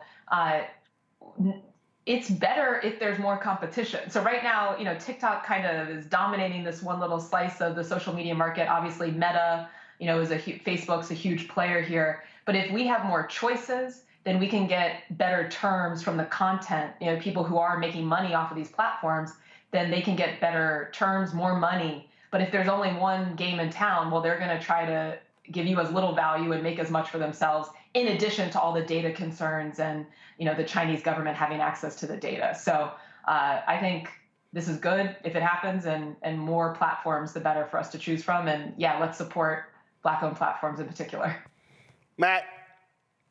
I don't know yet. I mean, I think there's some pretty major First Amendment implications behind this. I get that when you talk about national security, that's what generally gets the highest level of concern from the Supreme Court, as it should. But when you have 170 million people using it, many of whom have monetized it, it does concern me because it gives the government a level of regulation they've never before had. And I wonder what that means going forward, particularly because some of the reasons regarding, the concern about a communist government fomenting dissension among the ranks of Americans. There are a lot of Americans on YouTube who have videos that are just as, prone to foment dissent, if you will. And to me, it just seems like a very large overreach. Now, I haven't seen all the evidence. I haven't seen every argument, but it seems to me there has to be a more narrowly tailored way to do this than either forcing the app be sold to Americans or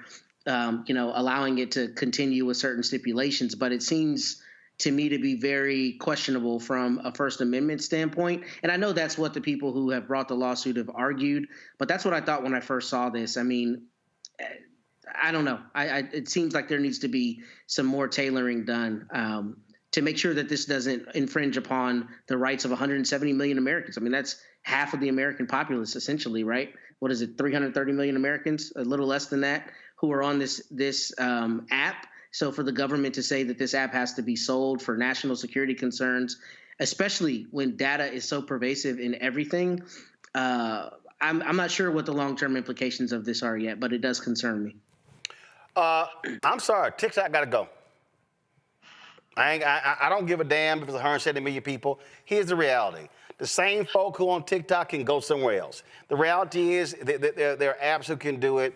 You could go somewhere else. And so I got no problem with it. And the reality is Americans had better get concerned about the role that Chinese plays when it comes to data and information. I mean, we played the video the other day from Christopher Wray in this interview with 60 Minutes where he talked about how the Chinese cyber folks how they have gotten into so many different systems. They've got malware, and with the press of a button, it can impact our water infrastructure, so much telecommunications infrastructure. So I totally understand that. And the reality is, America, you waited too damn long to move. You waited too long to move. And so that's what we're dealing with right now. So you want to make a final comment, Morgan? I was just going to say, I mean, I don't think we want to think of this as a First Amendment issue. Right, national security.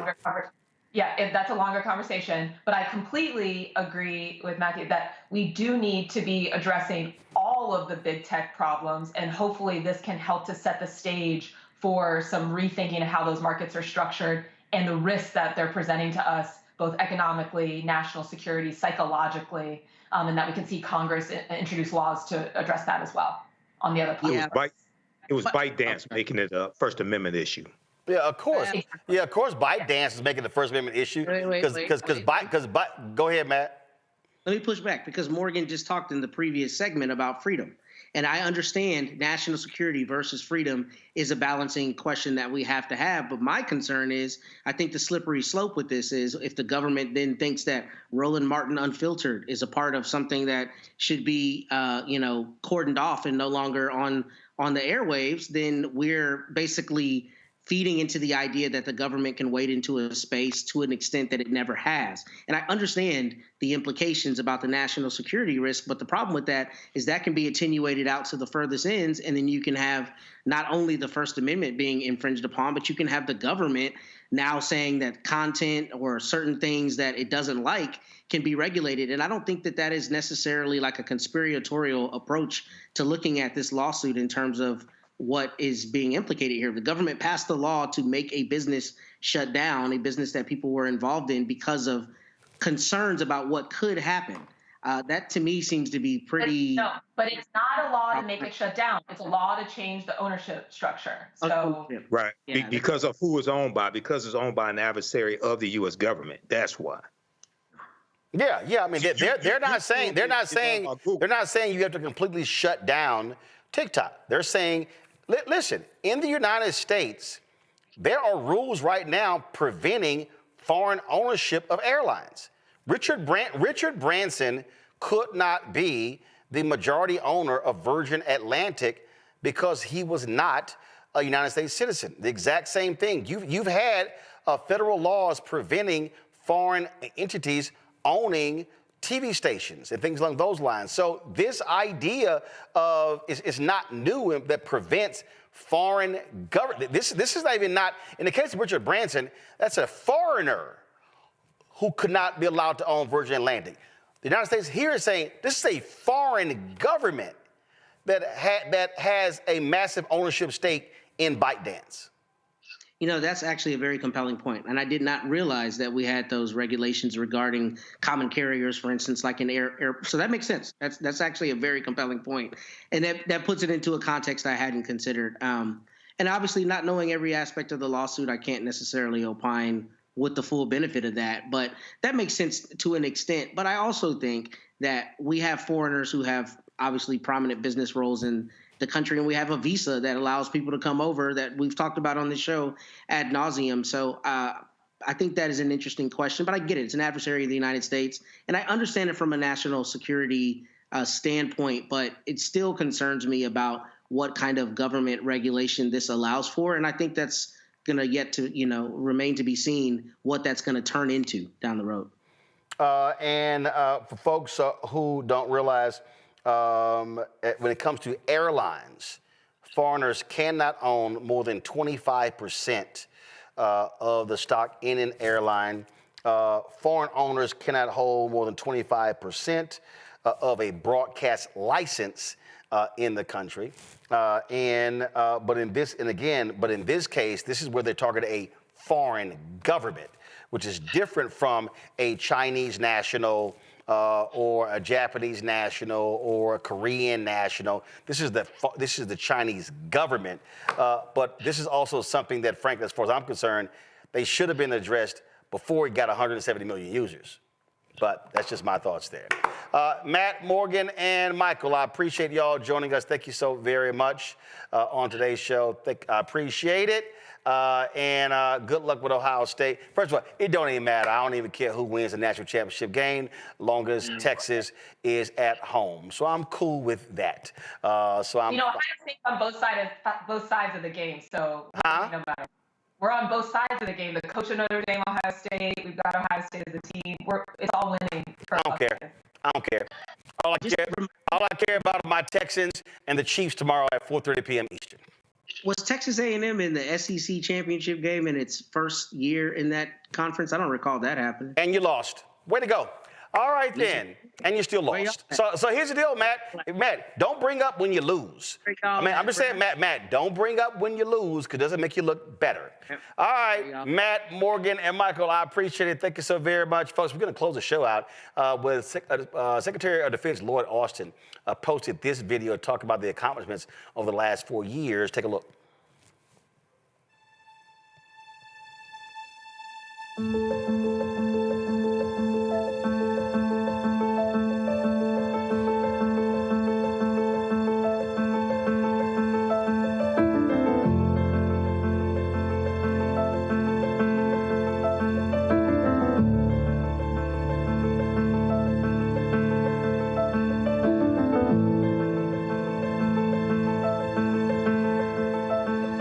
On February 24, 2022, Russian President Putin jolted the world with his full-scale invasion of Ukraine, his peaceful and democratic neighbor. America and the world were shocked by Putin's war of choice. And countries from around the world came together to help Ukraine fight for its freedom. About mid-April, he was in one of those daily meetings assessing what was going on, and he kind of said, we're losing track of everything that's going on. It's all good. Countries are donating so much that the Ukrainians need, but we can't even keep track of it all. And it was at that point he developed the idea of convening his counterparts to come together so we could have a full picture of what was being donated, assess what the Ukrainians actually needed, and identify gaps, and work together to be able to meet those needs that weren't being met. From the very night, which was actually February 23rd in Washington, when the first Russian missiles were striking Kyiv, he was intensively bringing together the team to understand what was emerging and what was evolving. In that first week after the invasion, he quickly pivoted to not just understanding what was going on, but figuring out what we were going to do about it. He traveled also to meet with colleagues and counterparts, and I particularly remember in March he visited Slovakia and met with the minister in Slovakia. And Slovakia was one of the few countries that still had a Soviet legacy system, an S-300 system, which the Ukrainians knew how to operate. And it was in the visit in March that Secretary Austin persuaded the government of Slovakia to donate its only air defense system, only strategic air defense system, to Ukraine. In return, he promised that he would send a U.S. air defense system on a rotational basis to help to create the reassurance and security that the leadership sought. Now, as NATO allies, we stand united in support of Ukraine and its right to defend its sovereign territory. We're committed to helping the brave Ukrainian people as they protect themselves and their freedom from Russia's unjust and unprovoked invasion. As we discussed yesterday in Brussels at this week's NATO summit, we take our obligations to NATO and to our allies very seriously. And our commitment to Article 5 is ironclad. We've sent additional U.S. forces to reinforce our NATO allies, and we have more on call, ready to go if NATO activates its response forces. And I commend Slovakia for its contributions to NATO, for the humanitarian and military assistance that you provided to Ukraine, and for the generosity that you've shown to the innocent refugees fleeing Putin's war of choice. Your actions speak volumes.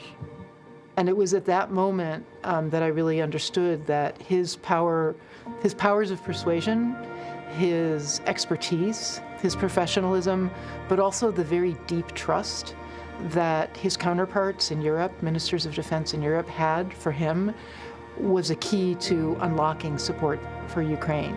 And that's really what led to the Ukraine Defense Contact Group.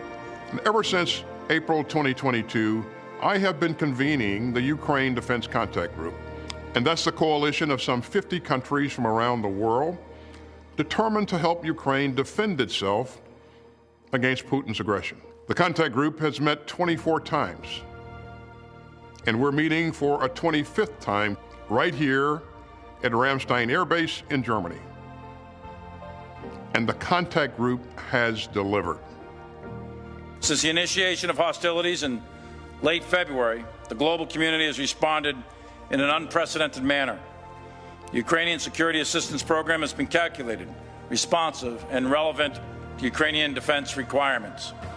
At the onset of the Russian invasion, the global community took action in the form of security assistance to help Ukraine defend itself. This immediate assistance had exceptional impact on the battlefield.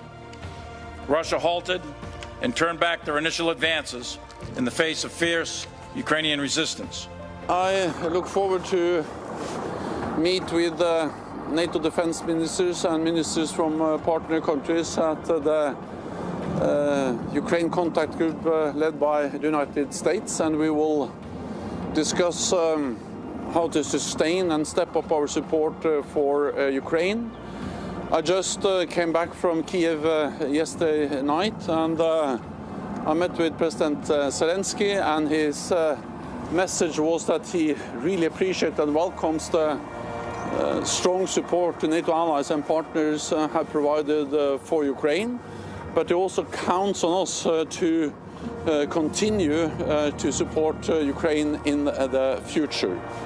You know, I'm very proud that the United States has committed more than $66 billion in security assistance to Ukraine. And America's allies and partners have also stepped up to share the responsibility. Other members of the contact group have committed more than $60 billion in security assistance to Ukraine. And together, we have helped Ukraine survive an all-out assault by the largest military in Europe for almost 3 years. Contact group members have delivered critical weapons. They've trained Ukrainian pilots and soldiers. And through the contact group's nimble capability coalitions, Ukraine's friends are helping meet its urgent battlefield needs and to forge the future force to deter future Russian aggression. Thank you, American people, President Biden, and bipartisan support. We are very thankful for all those support from the United States that's been done for Ukraine from the very beginning of this war. Never has a country raised so much support for a partner in need. Even in World War II, the United States created the Lend-Lease program. The Lend-Lease program was incredibly important, but the Lend-Lease program was about lending resources, finances, to European countries fighting off Nazi invasion. With the Ukraine Defense Contact Group, we've not only raised money, we've actually raised real equipment. We've delivered it sometimes in the space of a week from decision across the border into Ukraine. The Secretary has organized training for Ukrainian troops, basic training, unit training, specialized training, training on advanced Western capabilities as the needs of Ukraine transitioned from old Soviet equipment to new NATO interoperable equipment. They had to be trained on Western-style artillery systems, new kinds of tanks, F-16s, F-16 pilot training. We study a lot, we fly a lot, we prep for the missions. Royal Danish Air Force has taken a huge responsibility on their shoulders for carrying out this mission. And we can only imagine how hard it is for them to train us for day-to-day operation, but they are being nothing but supportive. This has never been done in history. And never in history has it been done by a coalition of 50 countries. Assisting Ukraine in the defense of its sovereignty and territorial integrity is something that my entire team, it's what gets us up in the morning, very early in the morning. It's what gets us staying late in the office, very late, and coming in on the weekends.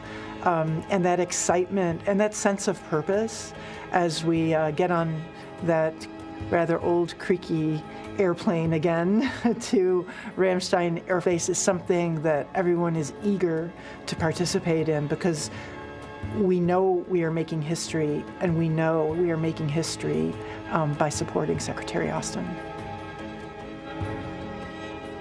Ukraine faces complex challenges in the days to come. And we must continue to stand up for what's right. You see, Putin's assault on Ukraine is a warning about what might lie ahead. We are all seeing a sneak preview of a world built by tyrants and thugs, a chaotic, violent world where bullies trample their smaller neighbors, and a world where aggressors force free people to live in fear. That's what's at stake. This isn't just about Ukraine's survival, it's about America's security. And it's about the kind of world we leave for our children and grandchildren. Thanks for watching.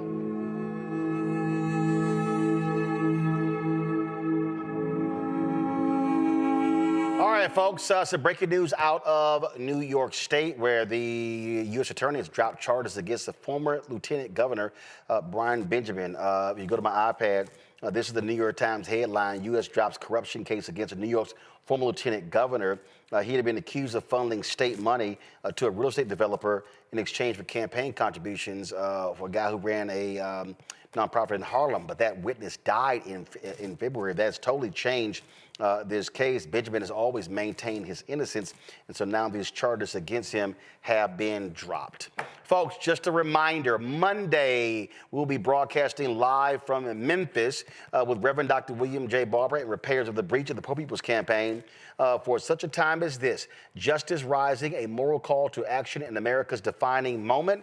There are going to be events, things happening from noon all the way through 9 p.m. We'll be live at 6 p.m. Eastern there in Memphis. And of course, we're broadcasting other MLK Day events throughout the day as well. The only thing that matters to us on January 20th on Monday is MLK Day. So if you're looking for MLK Central, the coverage right here. Plus, we'll be airing a number of different interviews that I've done with MLK lieutenants, lots of coverage that we've done, and so you do not want to miss our coverage of the Black Star Network come Monday. Folks, support the work that we do. Join our Bring the Funk fan club. The goal is to get 20,000 of our fans contributing on average $50 a year. That's $4.19 a month, 13 cents a day. If you want to contribute via Cash App, use the Stripe app, stripe.com, or you can use the QR code right here to give to us via Cash App. So we certainly appreciate that. Then, of course, you could go to PayPal, R. Martin Unfiltered, Venmo is RM Unfiltered, Zelle, Roland at RolandSMartin.com, Roland at RolandMartinUnfiltered.com. Send your check and money order to P.O. Box 57196, Washington, D.C., 20037-0196. Be sure to get a copy of my book, White Fear, How the Browning of America is Making White Folks Lose Their Minds, available at bookstores nationwide. Get the audio version that I read on Audible. Also, be sure to get our swag right here, Roland Martin Unfiltered swag. Of course, get your Don't Blame Me, I Voted for the Black Woman shirt, RolandMartin.creator-spring.com. Also, go to BlackStarNetwork.com. Download the Black Star Network app, Apple phone, Android phone, Apple TV, Android TV, Roku, Amazon Fire TV, Xbox One, Samsung Smart TV. And so do that as well. And, of course, shout out to my Houston Texans. Good luck tomorrow against the Kansas City Chiefs. Y'all know we're looking for a win. Folks, I will see y'all on Monday from Memphis right here on the Black Star Network.